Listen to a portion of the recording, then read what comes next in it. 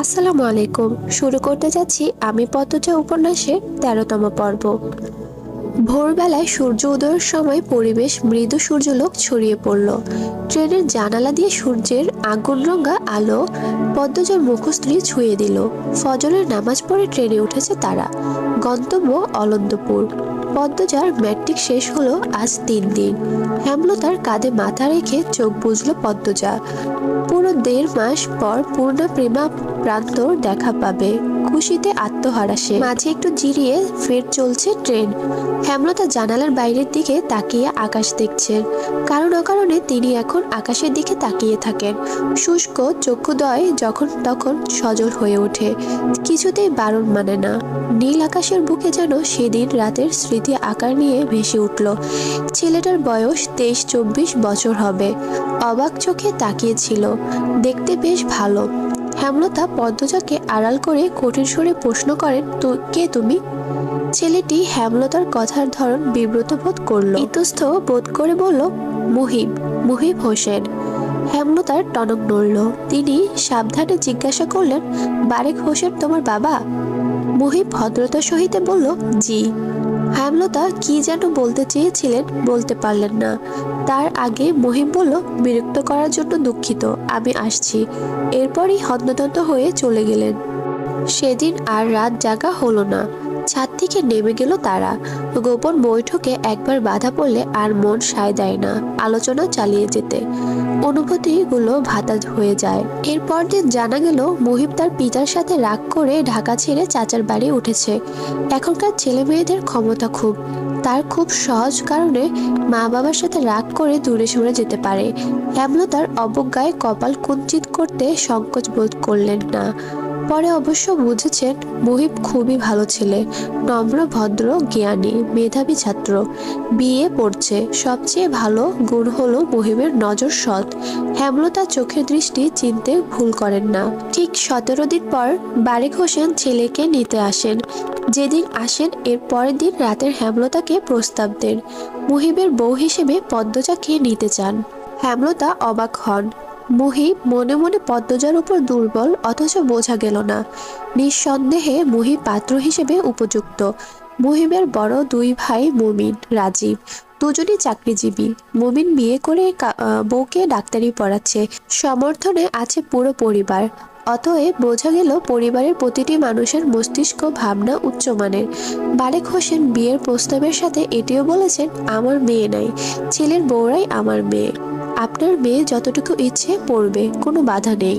হেমলতা প্রস্তাব ফিরিয়ে দিলেন না। তিনি আনন্দের সহিত জবাব দিলেন, পদ্মজা আয়ে শেষ করুক, এরপরই না হয়। বারেক হোসেন হেসে বলেন, তাহলে এটাই কথা রইল। স্মৃতির পর্দা থেকে চোখ সরিয়ে নিলেন হেমলতা। গোপনে দীর্ঘশ্বাস ছাড়েন। গলাটা কাঁপছে, ঠোঁট শুকিয়ে কাঠ। ব্যাগ থেকে বোতল বের করে পানি পান করলেন। প্রেমা প্রান্ত বাড়ির বাইরে সড়কে পায়চারি করছে। পূর্ণা গেটের আড়াল থেকে বারবার উকি দিয়ে দূর রাস্তা দেখছে। মোর্শেদ হেমলতার আর পদ্মজাকে আনতে গঞ্জে সে কখন গেল, এখনো আসছে না। পুরো ১.৫ মাস পর মা বোনের সাক্ষাৎ পাবে তারা। হৃৎপিণ্ড দ্রুতগতিতে চলছে। মিনিট ৫ পর কাঁচা সড়কের মোড়ে মোর্শেদের পাশে কালো বোরখা পরা দুজন মানুষকে দেখতে পেল তারা। পূর্ণা লাজ লজ্জা ভুলে আগে আগে ছুটে গেল। পিছনে প্রান্ত এবং প্রেমা। ছুটে এসে মা বোনকে একসাথে জড়িয়ে ধরে প্রবল কণ্ঠে কেঁদে উঠল পূর্ণা। হেমলতা পূর্ণাকে ধমক দিতে গিয়ে থেমে গেল। মাঝে মাঝে একটু বাড়াবাড়ি করা দোষের নয়। পদ্মজার চোখ বেয়েও টপ টপ করে জল পড়ছে। প্রায় প্রতিটা রাত সে ভাই বোনদের মনে করেছে। বিশেষ করে পূর্ণাকে বেশি মনে করেছে। মনে হচ্ছে কত শত বছর পর দেখা হলো। আর পূর্ণা বাড়ির আনাচে কানাচে পদ্মজার শূন্যতা অনুভব করেছে। সে অশ্রুসিক্ত চোখ মেলে তাকালো পদ্মজার দিকে। এরপর আবার জড়িয়ে ধরে বলল, আপা, আমার এত আনন্দ হচ্ছে, এত আনন্দ কখনো হয় নাই। পদ্মজার কোমল হৃদয় পূর্ণার ভালোবাসা দেখে বিমোহিত হয়ে উঠল। সে স্নার্দ কণ্ঠে বলল, আমার সোনার বোন, আর কাঁদিস না। পূর্ণা চোখের জল দ্রুত মুছল। প্রফুল্ল চিত্তে বলল, আপা, আমি তোমার পছন্দের চিংড়ি মাছ দিয়ে লতা রেঁধেছি। পদ্মজা অবাক চোখে তাকালো। হেমলতা প্রশান্তিদায়ক সুখ অনুভব করলো এক বোনের প্রতি আরেক বোনের নিঃস্বার্থ ভালোবাসা দেখে। পদ্মজা বাঘহারা হয়ে পূর্ণার 2 গালে চুমু দিলে। মোর্শেদ দৃশ্যটি মুগ্ধ হয়ে দেখেন। এরপর তারা দেন, দেখো মাইয়ারির কারবার, মানুষ আইতাছে আর হেরা রাস্তায় কান্দাকাটি লাগাই দিছে। হাট সবাই হাট। খাওয়া দাওয়া শেষ করে 4 ভাই বোন ঘাটে গিয়ে বসলো। 1.5 মাসে কি হলো না হলো পূর্ণা সব বলছে। প্রেমা পূর্ণার নামে বিচার দিল, প্রান্ত প্রেমার নামে বিচার দিল। প্রান্ত কেন বিচার দিল তা নিয়ে প্রেমা বাঘমুন্ডিতে লাগিয়ে দিল। সে কি কাণ্ড! দুজন তুমুল ঝগড়া লেগে গেল। এরপর দুজনই বিচার নিয়ে গেল হেমলতার কাছে। তখন পদ্মজা শুষ্ক কণ্ঠে পূর্ণাকে বলল, জানিস পূর্ণা, আম্মা আমার বিয়ে ঠিক করেছে। পূর্ণা ভীষণ চমকালো। চমকিত কণ্ঠে জিজ্ঞাসা করলো, কবে, কার সাথে? যে বাড়িতে ছিলাম ওই বাড়ির ছেলের সাথে বিয়ে পড়ছে। আমার আয়ে শেষ হলে বিয়ের তারিখ করবে। আপা আমার বিশ্বাস হচ্ছে না, আম্মার না ইচ্ছে তোমাকে অনেক পড়াবে, তোমাকে চাকরি করাবে। পদ্মজা চুপ থাকলো কতক্ষণ, এরপর বলল, আম্মার কি যেন হয়েছে, পাল্টে গেছেন। কি রকম? আকাশের দিকে তাকিয়ে থাকেন, বেশিরভাগ কথা এড়িয়ে যান। আমার ভবিষ্যৎ নিয়ে আগের মতো আগ্রহ দেখান না। আমি কথা তুললে এড়িয়ে যান, গল্প করেন না, মানে আগের মতো নেই। কথাগুলো বলতে গিয়ে পদ্মজার গলা কিঞ্চিত কাঁপলো। সে কি সত্যি কিছু হয়েছে ওখানে? না, আমি যতটুকু জানি তেমন কিছুই হয়নি। পূর্ণা সীমাহীন আশ্চর্য হয়ে চিন্তায় ডুবল। পদ্মজা শূন্য তাকিয়ে রইল। লিখুরশা নামের মানুষটার কথা মনে পড়ছে। তিনি যখন শুনবেন এই খবর সহ্য করতে পারবেন? সত্যি ভালোবেসে থাকলে সহ্য করতে কষ্ট হবে নিশ্চয়ই। পূর্ণা দ্বিধাভরে প্রশ্ন করল, আপা লিখুর ভাইয়ের কি হবে? পদ্মজা ক্লান্ত ভঙ্গিতে তাকালো, বলল, আমি তাকে বলেই দিয়েছি, আম্মা যা বলবেন তাই হবে। পূর্ণার বড্ড মন খারাপ হয়ে গেল। তার আপার মতো সুন্দরীকে শুধুমাত্র লিখুরশার পাশেই মানায়। কত স্বপ্ন দেখলো সে লিখুরশা এবং পদ্মজাকে নিয়ে। সব স্বপ্ন গুরুবালি। সে কাতর কণ্ঠে বলল, লিখুর ভাইয়ের সাথে তোর বিয়ে না হলে আমি কষ্ট পাবো খুব। আমি তো আম্মার কথার বাইরে যেতে পারবো না। পূর্ণা গলার সুর খাদে এনে বলল, যদি লিখুর ভাই রাজি করাতে পারে? পদ্মজা অবিশ্বাস্য দৃষ্টি নিয়ে তাকালো। সেই দৃষ্টি যেন ইঙ্গিত দিচ্ছে ও হওয়ার নয়। পূর্ণা কপাল কুঁচকে ফেলল, বিরক্তিতে বলল, ধ্যাত। বাতাসটা গরম গরম ঠেকছে, ক্রমশ মাথা ব্যথা বেড়ে চলেছে। এত এত গাছগাছালি চারদিকে, তবুও এতটুকু শীতলতা নেই পরিবেশে। হেমলতার আলমারির কাপড় গুছিয়ে বিছানার দিকে তাকালেন। মোর্শেদ এই রোদ ফাটা দুপুরে কখন থেকে ঝিম মেরে বিছানায় বসে আছে, মুখখানা বিমর্ষ চিন্তিত। হেমলতা প্রশ্ন ছুড়লেন, কোনো সমস্যা? মোর্শেদ তাকিয়ে আবার চোখ সরিয়ে নিলেন। হেমলতা তাকিয়ে রইলেন জবাবের আশায়। ক্ষণকাল সময় নিয়ে মোর্শেদ বললেন, বাসন্তী এই বাড়িতে আইতে চায় থাকবার জন্য। হেমলতার চোখ দুটি ক্রোধে জ্বলে ওঠে, আবার নিভে গেল। নির্বিকার কণ্ঠে বললেন, তোমার ইচ্ছে হলে নিয়ে আসো, বাড়ি তো তোমার। মোর্শেদ চকিত চোখে তাকান। তিনি ভেবেছিলেন হেমলতা রাগারাগি করবে। মোর্শেদের চোখ দুটির দৃষ্টি তীক্ষ্ণ রূপ নিল। কিরমির করে হেমলতাকে বলেন, আমি তারে চাই না। হেমলতা ঠাট্টা করে হাসলেন, বললেন, 20 বছর সংসার করে এখন তাকে চাও না, আমি হলে মামলা ঠুকতাম। মোর্শেদ আহত মন নিয়ে তাকিয়ে রইলেন অনেকক্ষণ। চোখ দুটিতে অসহায়ত্ব স্পষ্ট। হেমলতা নিজেকে নিয়ন্ত্রণে এনে সরে পড়েন।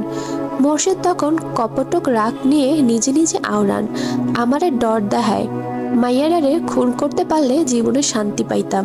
হেমলতা ঘাড় ঘুরিয়ে তাকান, মোর্শেদকে পরখ করে নেন।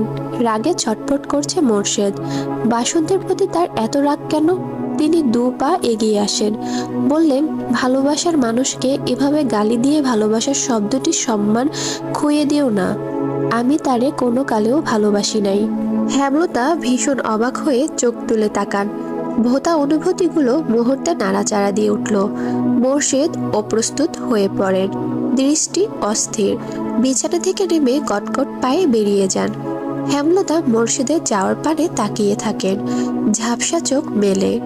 এই মানুষটার থেকে এই একটি শব্দ শোনার জন্য একসময় কত পাগলামি করেছেন তিনি, কত কেঁদেছেন, আকুতি মিনতি করেছেন, সত্য হোক কিংবা মিথ্যে। হেমলতার ভীষণ আনন্দ হচ্ছে। বয়সটা কম হলে আজ তিনি অনেক পাগলামি করতেন, অনেক। পূর্ণা ভীষণ জ্বর, তাই পূর্ণাকে নানা বাড়ি রেখে পদ্মজা বাড়ি ফিরল। সাথে এলো হিমেল, প্রান্ত, প্রেমা। বাড়ি জুড়ে ছোটাছুটি করে লাউ, সিম, লতা, পুঁইশাক বন্দোবস্ত করলো। হিমেল বাজার থেকে মাছ এনে দিল। বাড়িতে শুটকি ছিল। আজ হেমলতা আর মোর্শেদ ফিরবে, তাই এত আয়োজন। 2 দিন আগে ঢাকা গেলেন তারা। হেমলতার বড় বোন হানির মেজ মেয়ের বিয়ের কথাবার্তা চলছে। হানি বলেছেন হেমলতা না গেলে তিনি বিয়ের তারিখ ফেলবেন না, তাই বাধ্য হয়ে হেমলতা গিয়েছেন। তবে পদ্মজার খটকা লাগছে শুরু থেকে। তার মা তাকে রেখে পাশের এলাকাও যেতে আপত্তি করেন। আর আজ 2 দিন ধরে তিনি মাইলের পর মাইল দূরে পদ্মজাকে ছাড়া রয়েছেন। এসব এখন ভাবার সময় নয়। পদ্মজা যত্ন করে কয়েক পদের রান্নার প্রস্তুতি নিল। সকাল থেকে সূর্যের দেখা নেই। পরিবেশ ঠান্ডা, স্তব্ধ। এ যেন ঝড়ের পূর্বাভাস। প্রান্তপ্রেমা উঠানে জুড়ে মার্বেল খেলছে। হিমেল শুধু দেখছে, মাঝে মাঝে প্রবল কণ্ঠে হাসছে, হাততালি দিচ্ছে। রান্না শেষ হলো বিকেলে। প্রেমা প্রান্ত হিমেলকে খাবার বেড়ে দিল পদ্মজা। খাওয়া শেষ হলে বলল, হিমেল মামা, প্রান্ত আর তুমি পূর্ণাকে নিয়ে আসো। সন্ধ্যা হয়ে যাবে, একটু পর আম্মা আব্বাও চলে আসবে। হিমেল প্রান্ত বের হতেই পিছন পিছন ছুটে গেল প্রেমা। পদ্মজা একা হয়ে গেল। রান্নাঘর গুছিয়ে বারান্দায় এসে দাঁড়ালো। বাতাস বইছে প্রবল বেগে। বাতাসের দাপটে চুল ওড়না উঠছে। আকাশ কালো মেঘে ছেয়ে গেছে। পরিবেশ অন্ধকার হয়ে আসছে ধীরে ধীরে। মনটা কু গাইতে লাগলো। পদ্মজা এক হাত দিয়ে অন্য হাতের তালু চুলকাতে চুলকাতে গেটের দিকে বারংবার তাকাচ্ছে। যতক্ষণ না কেউ না আসবে শান্তি মিলবে না। বিকট শব্দ তুলে কাছের কোথাও বজ্রপাত পড়ল। ভয়ে পদ্মজার আত্মা শুকিয়ে গেল। চারিদিক কেমন অন্ধকার হয়ে এসেছে। ঘোমটা টেনে বাড়ি থেকে বের হওয়ার সিদ্ধান্ত নিতেই আকাশ ভেঙে বৃষ্টি নামলো। বিকট বজ্রপাত, দমকা হাওয়া, বড় বড় ফোঁটার বৃষ্টি, সব মিলিয়ে প্রলয়ঙ্কারী ঝড় বইছে যেন। লাহারি ঘরের মাথার উপরে থাকা তাল গাছ অবাধ্য বাতাসে তেজে একবার ডানে আরেকবার বামে ঝুঁকে পড়ছে। পদ্মজার গায়ের পশম দাঁড়িয়ে গেল ভয়ে। ছুটে গেল নিজের রুমে। বিছানার উপর কাচুমাচু হয়ে বসলো। টিনের চালে ধুমধাম শব্দ হচ্ছে। বৃষ্টির বেগ বেড়ে চলেছে। এত সব শব্দ ভেদ করে আরেকটি শব্দ কানে এলো। সদর ঘরে কিছু একটা পড়েছে। পদ্মজা ভয় পেয়ে গেল। পরপরই খুশিতে আওড়ালো, আম্মা আসছে। বিছানা থেকে নেমে হন্তদন্ত হয়ে সদর ঘরে আসলো।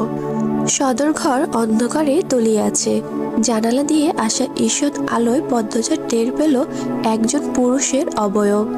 সাথে সাথে সর্বাঙ্গ উষার হয়ে পড়ল। পা দুটি স্তব্ধ হয়ে গেল। পদ্মজা কাপা কণ্ঠে বলল, কে আপনি? খালি বাড়িতে কেন ঢুকেছেন? কোনো জবাব আসলো না। পদ্মজা অনুরোধ করে ভেজা কণ্ঠে বলল, বলুন না, কে আপনি? একটি ম্যাচের কাঠি জ্বলে উঠল।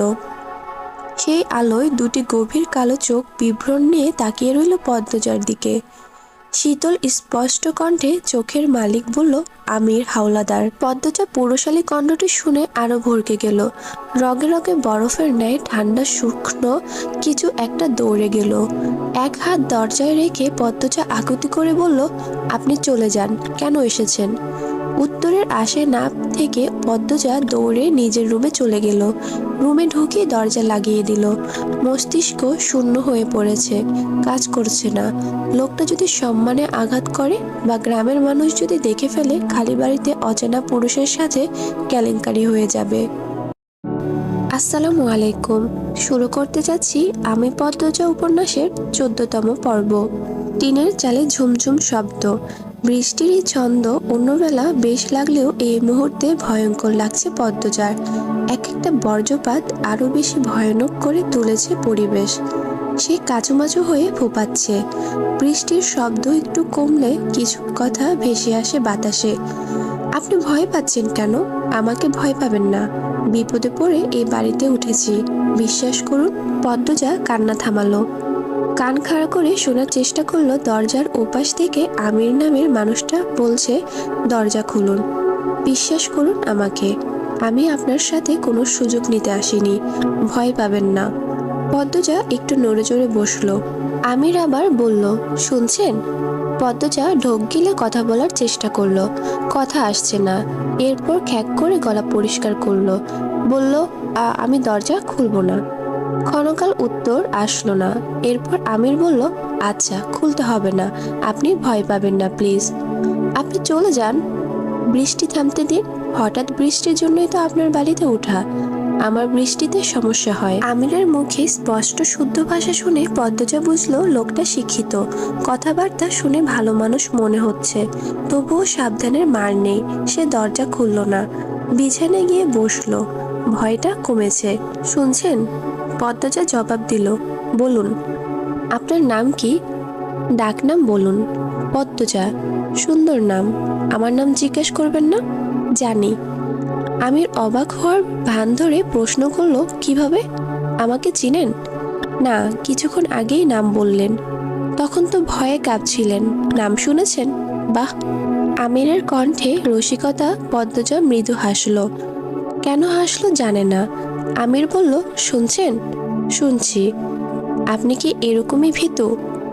আমার সাহসিকতা প্রমাণ করানোর জন্য এখন বের হতে বলবেন, তাই না?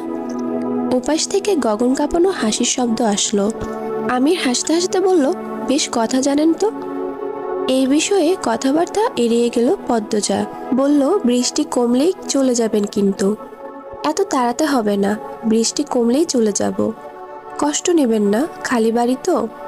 বাকিরা কোথায়? এটা মোর্শেদ কাকার বাড়ি না? জি।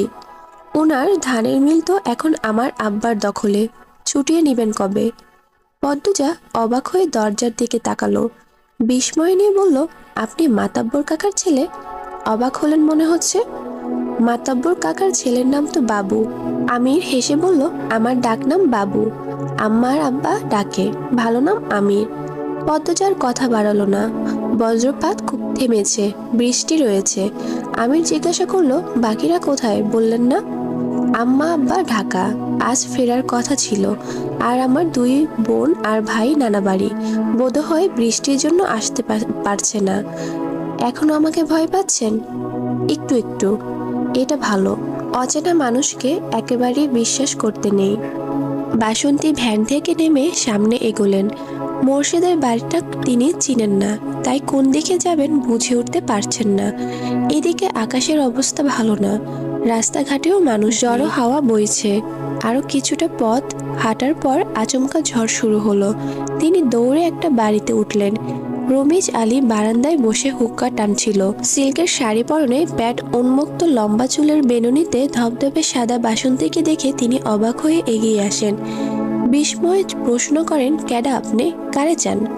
বাসন্তী কেঁপে উঠলেন। ঘাড় ঘুরিয়ে রমিজকে দেখে লম্বা করে হাসেন।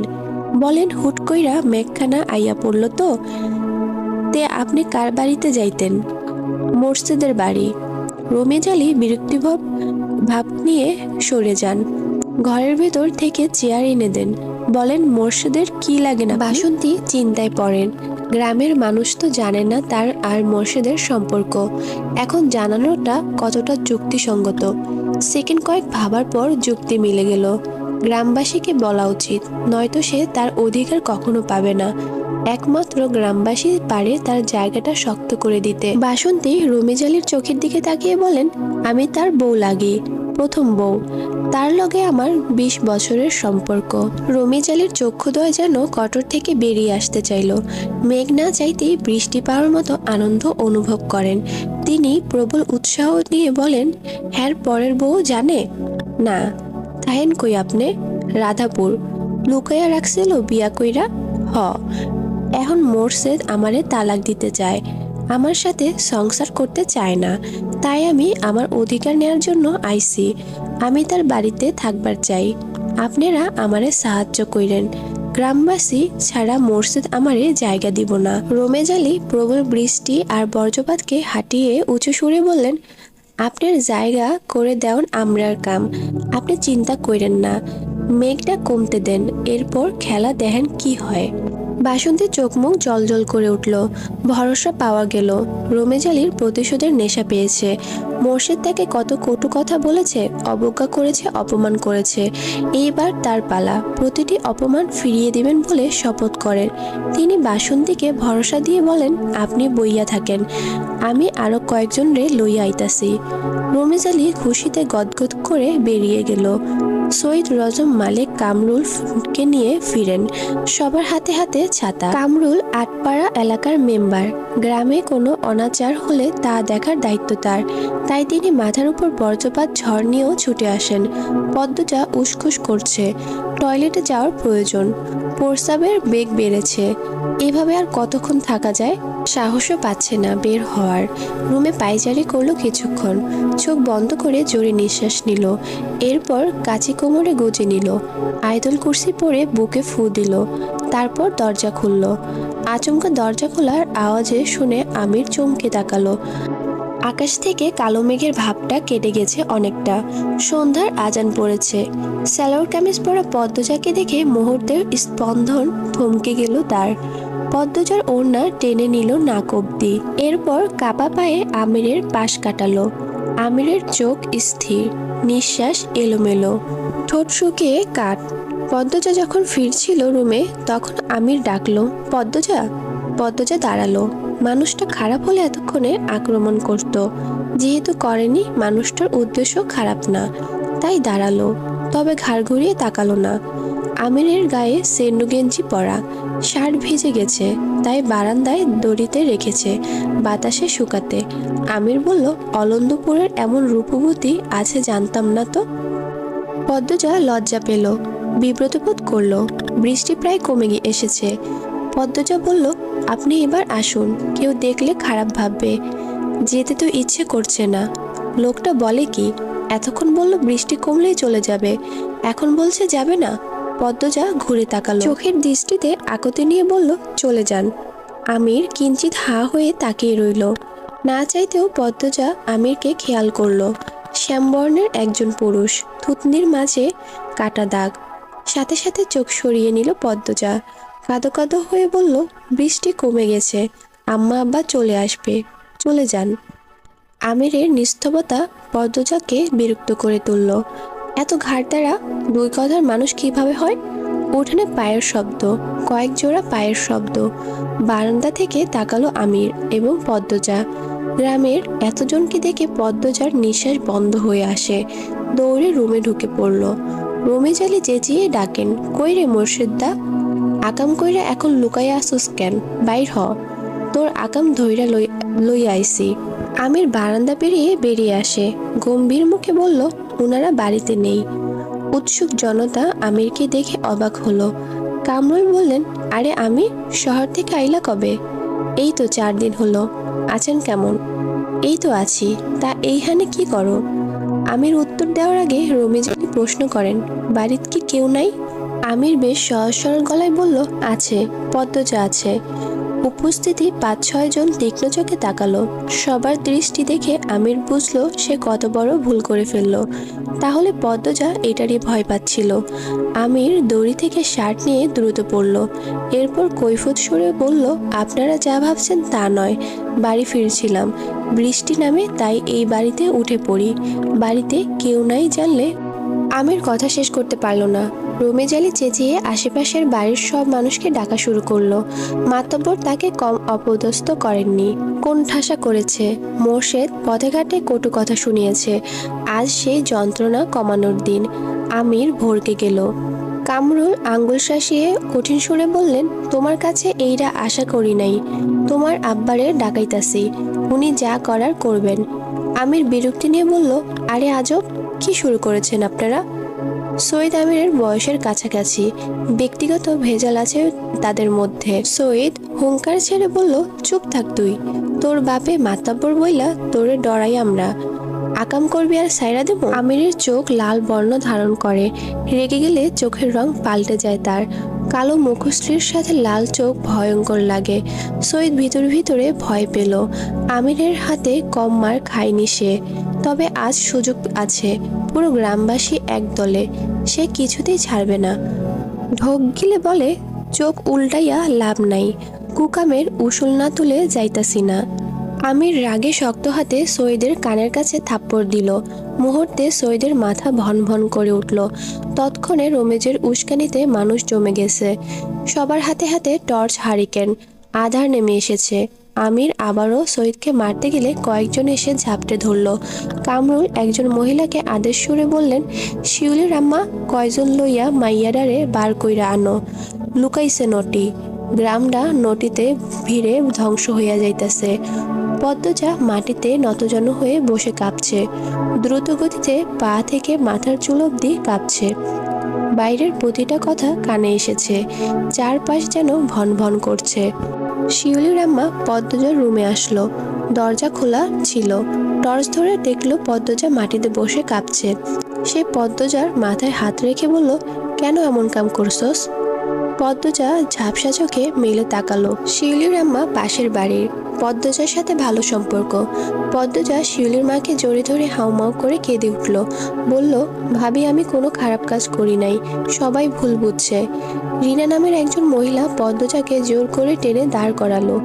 হেমলতার অনেক বাহাদুরি এই মেয়ে নিয়ে, অনেক অহংকার। সেই অহংকার আজ ভালো করে ভাঙবে। সে মনে মনে পৈশাচিক আনন্দে মেতে উঠেছে। ঘৃণিত কণ্ঠে পদ্মজাকে বলল, ধরা পড়লে সবাই এমনটাই কয়, আয় তুই। পদ্মজা আকুতি করে বলল, বিশ্বাস করুন, আমি খারাপ কিছু করিনি। আম্মা এসব শুনলে মরে যাবে। আপনারা এমন করবেন না। কারো কানে পৌঁছলো না পদ্মজার কান্না, আর্তনাদ, আকুতি। সবাই গ্রামের সবচেয়ে সুন্দর মনের সুন্দর পরিবারের সদস্যগুলোকে ধ্বংস করার মেতে উঠল।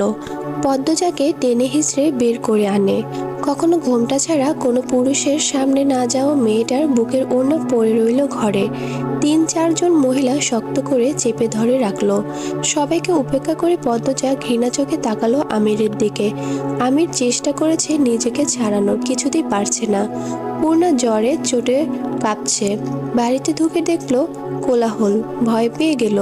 একটু এগিয়ে দেখলো পদ্মজার বিধ্বস্ত অবস্থা। জ্বর মুহূর্তে উবে গেল। দৌড়ে এসে পদ্মজাকে জড়িয়ে ধরলো। চেঁচিয়ে উঠল, আমার আপারে এমনে ধরছেন কেন? আপা, এই আপা, কাঁদছো কেন? পদ্মজা কেঁদে বলল, পূর্ণা, আম্মা মরে যাবে এসব দেখলে। আমি কিছু করি নাই পূর্ণা। পূর্ণা কিছু বুঝে উঠতে পারছে না, শুধু অনুভব করছে তার বুক কাঁপছে, ব্যথায় বিষে যাচ্ছে। সে রানীকে বলল, খালা, আপনি আমার বোনকে এভাবে ধরেছেন কেন? ছাড়েন। রিনা কর্কশ কণ্ঠে বলল, তোর বইনের রস বাইরা গেছিল, এই জন্য খালি বাড়িতে ব্যাটা সেরা ডাইকাই না রস কমাইছে। পূর্ণার গা রি রি করে উঠল। তেজ নিয়ে বলল, খারাপ কথা বলবেন না, আমার আপা এমন না। পাশ থেকে একজন মহিলা পূর্ণার উদ্দেশ্যে বলল, তোর মা যেমন, হ্যার মাইয়াটাও এমন হইছে। নিজেও এমন কি ইচ্ছা করলো, মাইয়াও করলো। পদ্মজা চমকে তাকালো। মহিলা বলে যাচ্ছে, বুঝলা তোমরা সবাই, মা এক বেশ্যা, মাইয়ারে বানাইছে আরেক বেশ্যা। পদ্মজা আচমকা রেগে গেল খুব। আক্রোশে শরীর কাঁপতে থাকলো। রিনা সহ 2জন মহিলাকে ঠেলে সরিয়ে দিল। এরপর রাগে চেঁচিয়ে বলল, আমার মাকে নিয়ে কিছু বললে আমি খুন করব, মেরে ফেলবো, একদম জিভ ছিঁড়ে ফেলবো। পদ্মজার এহেন রূপে সবাই। আসসালামু আলাইকুম। শুরু করতে যাচ্ছি আমি পদ্মজা উপন্যাসের 15তম পর্ব। নৌকা ছাড়ার পূর্বে আকাশের কালো মেঘের ঘন ঘটা চোখে পড়ল। আর কিছুক্ষণ পর হঠাৎই ঝুমঝুমিয়ে বৃষ্টি নেমে এলো। খোলা নৌকার হওয়াতে চোখের পলকে যাত্রী 5জন কাক ভেজা হয়ে গেল। ভিজলেন না হেমলতা। মোর্শেদ ছাতা ধরে রয়েছেন। বজ্রপাতের সাথে সাথে হেমলতার আত্মা দুলে উঠেছে, মনটা খচখচ করছে। তিনি জলের দিকে স্থির চোখে তাকিয়ে রইলেন। জলে বৃষ্টির ফোঁটা পড়ার সঙ্গেই বলের মতো একতলা পানি লাফিয়ে উঠছে। তারপর ছোট্ট ছাতার মতো আকৃতি নিয়ে চারপাশে প্রসারিত হয়ে হাওয়ার মতো মিলিয়ে যাচ্ছে। দেখতে সুন্দর, কিন্তু সেই সৌন্দর্য মনে ধরছে না। অজানা আশঙ্কায় তিক্ত অনুভূতি হচ্ছে। মোর্শেদ গলা খাকারি দিয়ে হেমলতার দৃষ্টি আকর্ষণ করার চেষ্টা করেন। এরপর বলেন, কিছু খাইবা? হেমলতা নিরুত্তর। মোর্শেদ শুষ্ক হাসি হেসে বলল, আর কিছুক্ষণ আইয়া পড়ছি। হেমলতা কিচ্ছুটি বললেন না, নিরুত্তরেই বসে রইলেন। বৃষ্টির স্পর্শ নিয়ে আসা হাওরের হিমেল বাতাস ছোঁয়া লাগছে চোখে মুখে। হাওরের ঘর লাগা বৃষ্টি দেখতে দেখতে তন্দ্রা এসে ভর করে। হেমলতা নিকাব খুলে চোখে মুখে পানি দিয়ে তন্দ্রা কাটান। এরপর ক্লান্ত চোখ দুটি মেলে তাকান মোর্শেদের দিকে। মোর্শেদের হাতে হাত রেখে বলেন, আমার এত খারাপ লাগছে কেন? বুক পোড়া কষ্ট হচ্ছে। মোর্শেদ হেমলতার কণ্ঠ শুনে সহসা উত্তর দিতে পারলেন না। চিত্ত ব্যথায় ভরে উঠল। কিছু সময় অতিবাহিত হওয়ার পর আশ্বস্ত করে বললেন, আইয়া পড়ছি তো, ওই যে বাজারের ঘাট দেখা যাইতাছে। হেমলতা মোর্শেদের হাত ছেড়ে দূরে তাকান। অলন্দপুরের বাজারটা ছোট পিঁপড়ার মতো দেখাচ্ছে। নৌকাটা বারবার দুলছে, চারিদিকে ঝড় বইছে, মনেও তো বইছে। তিনি নিজেকে শান্ত করতে চোখ বুজে বার কয়েক প্রাণ ভরা নিঃশ্বাস নেন। ব্যথাতুর মন আর্তনাদ করে শুধু জানতে চাইল, আমার মেয়েগুলো কেমন আছে। রিনা চুল এত শক্ত করে ধরেছে যে পদ্মজার সারা শরীর ব্যথায় বিষিয়ে উঠেছে। পদ্মজা আকুতি করেও ছাড়া পাচ্ছে না। পূর্ণা প্রেমা খামচে ধরে রেখেছে পদ্মজাকে। কিছুতেই তারা বোনকে ছাড়বেন না। আমির ক্রোধে উন্মত্ত প্রায় হয়ে চিৎকার করে উঠল, কামরুল চাচা, এটা ঠিক হচ্ছে না। মেয়েগুলোর অভিশাপে পুড়ে যাবেন। আমিরের উৎকট উত্তেজনায় ক্ষণকালের জন্য কামরুল হতবুদ্ধি হয়ে গেল। রমিজ আলী কামরুলের নরম নিঃশব্দ ভয়ার্ত মুখের দিকে চেয়ে ভেতরে ভেতরে উদ্বিগ্ন হয়ে তাচ্ছিলের ভঙ্গিতে বলল, বেশ্যাদের সাপে কেউ পুড়ে না। জলিল প্রেমাকে সরিয়ে নিয়েছে। প্রেমার কান্না শোনা যাচ্ছে। বড় আপা করে গলা ফাটিয়ে কাঁদছে। সৈয়দ অনেক টেনেও পূর্ণাকে সরাতে পারল না। তাই অন্ধকারের সুযোগ নিয়ে পূর্ণার বুকে নোংরা হাতের দাগ বসিয়ে দিল। পূর্ণা এমন ঘটনার জন্য মোটেও প্রস্তুত ছিল না। কোনো মেয়েই এমন নিচু ঘটনার সাক্ষী হতে চায় না। আকস্মিক এই ঘটনা কাটিয়ে ওঠার পূর্বেই একটা শক্ত হাত পায়জামার ফিতা টেনে ধরল। পূর্ণার পায়ের তলার মাটি সরে গেল। ভয়ে গলা ফাটিয়ে চিৎকার করে উঠল, আপা, আপা। পূর্ণার আর্তনাদ পদ্মজার মস্তিষ্ক প্রখর করে তুলল। পদ্মজা মুখ তুলে পূর্ণার দিকে তাকালো। তার চেয়ে কয়েক ইঞ্চি দূরে পূর্ণা। পদ্মজার এক হাতে শক্ত করে ধরে রেখেছে সে। কাছে আসতে পারছে না সৈয়দের জন্য। পূর্ণার কান্না দেখে পদ্মজা আতকে নীল হয়ে গেল। চারিদিকে কোলাহল। গালি দিচ্ছে মা বাপ তুলে। কেউ বলছে মেয়েটা ভালো, এরকম করতেই পারে না। পূর্ণা চেঁচিয়ে যাচ্ছে, কেঁদে মাকে ডাকছে। পদ্মজা এক দৃষ্টি মানুষগুলোর দিকে তাকিয়ে রইল। মানুষ এরকম কেন হয়? পূর্ণার হাত সৈয়দ আলগা করতে সে ছুটে এসে জড়িয়ে ধরল পদ্মজাকে। তার পুরো শরীর কাঁপছে। হৃৎপিণ্ড এত জোরে চলছে যে অনুভব করা যাচ্ছে। পূর্ণা কাঁদতে কাঁদতে বলল, আপা, আপা, কেন মেয়ে হলাম আপা? এত কষ্ট হচ্ছে আপা। পদ্মজার দু চোখ বেয়ে টপ করে 2 ফোঁটা জল পড়ে। এক হাতে শক্ত করে পূর্ণাকে বুকের সাথে চেপে ধরল। রমিজের উস্কানিতে কামরুল গলা উঁচিয়ে বলল, নাটক বাদ দে সেরি হগল। পূর্ণার কানে কথাটা আসতেই সে আরো জোরে পদ্মজাকে জড়িয়ে ধরল। পদ্মজা ঠান্ডা সুরে বলল, পূর্ণা, ছেড়ে দে আমায়। রিনা পদ্মজাকে চুলে ধরে টেনে নিয়ে যেতে চাইল। পদ্মজার জায়গা থেকে এক চুলও নড়ল না, ঠায় দাঁড়িয়ে রইল। পূর্ণাকে ফিসফিসিয়ে বলল, বেঁচে থাকলে সব উসুল হবে, ছেড়ে দে। পদ্মজার কণ্ঠে কি যেন ছিল। পূর্ণা সাথে সাথে শান্ত হয়ে গেল। চোখ তুলে পদ্মজার দিকে তাকালো। পদ্মজার গাল বেয়ে রক্ত ঝরছে। সৈয়দ পূর্ণাকে নিতে আসলে পদ্মজা একটি দুঃসাহসিকতা কাজ করে বসলো। সৈয়দের অন্ডকোষ বরাবর লাথি বসিয়ে দিল। সৈয়দ মাগো বলে কোকিয়ে উঠল। জলিল সহ উপস্থিত 3 জন তেড়ে আসলো পদ্মজার দিকে। পূর্ণাকে ধাক্কা দিয়ে ছুঁড়ে ফেললো দূরে।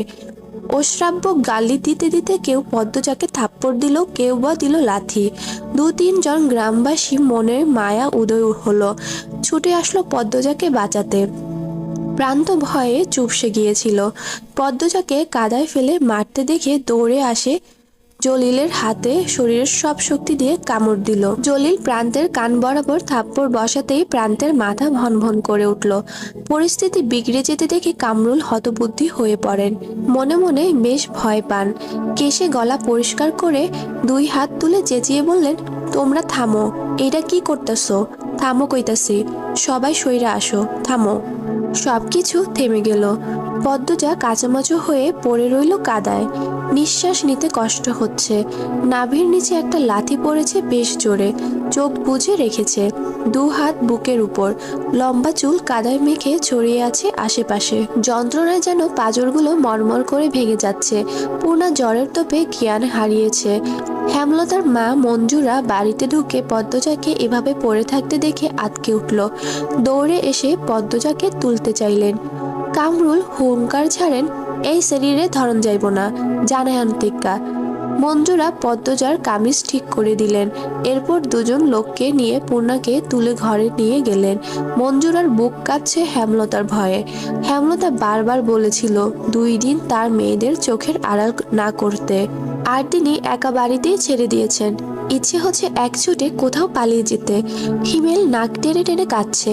ঝপ করছে হেমলতার নাম। মঞ্জুরা রেগে ধমক দেন, আহ থামো তো। বাপের বাড়িতে কাউকে না পেয়ে হেমলতা চিন্তায় পড়েন। মোর্শেদ বললেন, আমরার বাড়িত গিয়া বইয়া রইছে মনে হয়, আও বাড়িত যাই। হেমলতা মিনমিনিয়ে গলায় বলেন, তাই হবে।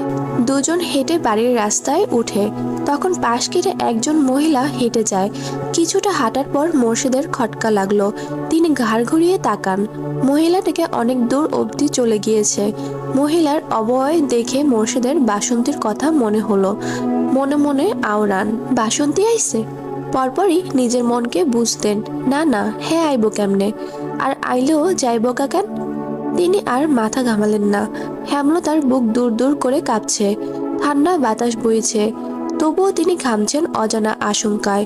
বাড়ির কাছাকাছি এসে তিনি দেখতে পেলেন মাতাব্বরকে। মাতাব্বরের সাথে আরো 2জন ব্যক্তি। এছাড়া বাড়ির সামনে মানুষের ভিড়ও দেখা যাচ্ছে। হেমলতার হৃৎপিণ্ড যেন থমকে গেল। মেরুদণ্ড বেয়ে বরফের ন্যায় ঠান্ডা কিছু একটা ছুটে গেল। তিনি নিঃশ্বাস বন্ধ রেখে ছুটতে থাকেন। পিছলা খেয়ে পড়ে যেতে গিয়েও নিজেকে সামলে নেন। হেমলতার দৌড় দেখে মোর্শেদ অবাক হন। প্রশ্ন করেন, তুমি দৌড়াতেছ কেন? হেমলতা প্রশ্নটি শুনলেন না। নিকাব বাতাসের দমকে উড়ে পড়ল দূরে। তিনি ভিড় ঠেলে বাড়িতে ঢুকেন। কোলাহল বেড়ে গেল। এত ভিড়ের মাঝে একটা মেয়েকে পড়ে থাকতে দেখে তিনি অবাক হন। অন্ধকারে মেয়েটিকে চিনতে বেশ অসুবিধা হচ্ছে। তিনি আঙ্গুল তুলে বিড়বিড় করেন, মেয়েটিকে। হেমলতা প্রশ্ন করার কান অবধি গেল না কারো। কথা থেকে একটি আলো এসে পড়ে পদ্মজার উপর। সাথে সাথে হেমলতার চক্ষুদ্বয়ের সামনে পদ্মজার কাদা রক্তে মাখা মুখ ভেসে উঠল। হেমলতা গগন কাঁপিয়ে আর্তচিৎকার করে উঠল, পদ্মজারে! পদ্মজার বুক ধড়াস করে উঠল। অস্তিত্ব কেঁপে উঠল। আম্মা এসেছে। তার পৃথিবী, তার শক্তি। পদ্মজা দুর্বল 2 হাতে ভর রেখে উঠে বসার চেষ্টা করলো, পারল না। ভাঙ্গা গলার জোর দিয়ে শুধু ডাকলো, আম্মা, আম্মা। হেমলতার পৃথিবী থমকে গিয়েছে। বিধ্বস্ত, পর্দাহীন, কাদার রক্তমাখা পদ্মজাকে দেখে বিশ্বাস হচ্ছে না, এটা তার মেয়ে। তিনি দ্রুত নিজের বোরকা খুলে পদ্মজাকে ঢেকে বুকের সাথে জড়িয়ে ধরেন। অসহায় নিয়েও যন্ত্রণা যেন কলিজায় বেরিয়ে আসছে তার। তার সোনার কন্যা এ কি রূপ, কে করলো? কাপা কণ্ঠে বললেন, পদ্ম, আমার পদ্ম। হেমলতার বুকে মাথা রেখে পদ্মজা হাউমাউ করে কেঁদে উঠল। বলল, আম্মা, আম্মা। হেমলতা পদ্মজাকে আরো জোরে চেপে ধরেন বুকের সাথে। দৃষ্টি অস্থির, বুক হাঁপড়ের মতো ওঠানামা করছে। মোর্শেদ বাড়িতে ঢুকে উঁচু গলায় বলেন, এই হাটে এত মানুষ কেন? মাতব্বর মিয়া, আপনি এই হাটে কেন? কি হইছে? প্রান্তপ্রেমা দৌড়ে এসে মোর্শেদকে জড়িয়ে ধরল। দুজন ভয়ে কাঁদছে, কিন্তু কান্নার কোনো শব্দ নেই। মোর্শেদ বিস্ময় কিংকর্তব্য বিমূঢ়। মাতাব্বর মজিদ গম্ভীর কণ্ঠে কামরুলকে প্রশ্ন করেন, মেয়েটার এই অবস্থা কারা করেছে? এটা কি নিয়মের মধ্যে পড়ে?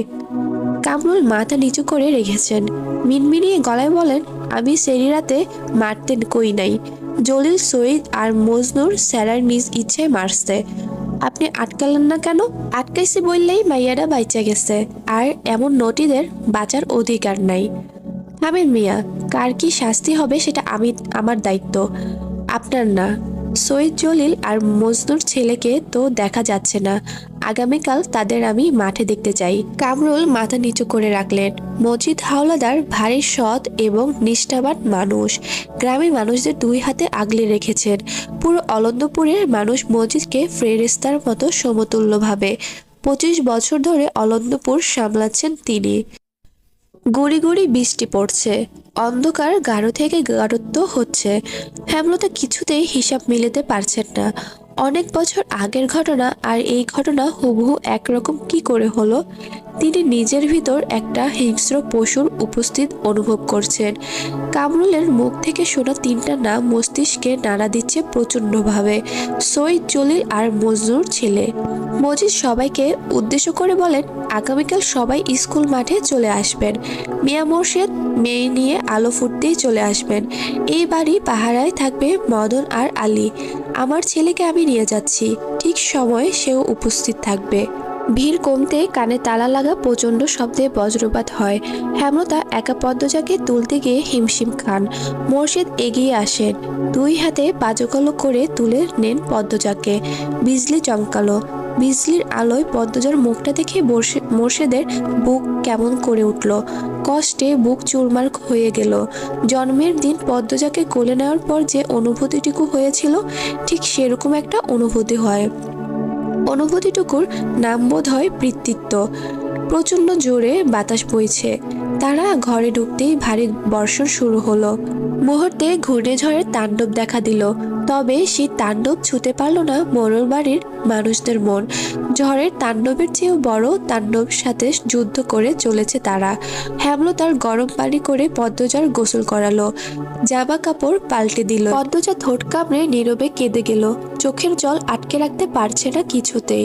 ইচ্ছে হচ্ছে বাড়ির পিছনের সবচেয়ে বড় আম গাছের সাথে ফাঁস লেগে মরে যেতে। মন দুর্বলতায় শূন্য ছুঁই ছুঁই। হেমলতা পদ্মজার চুল মুছে কপালে চুমু দিলেন।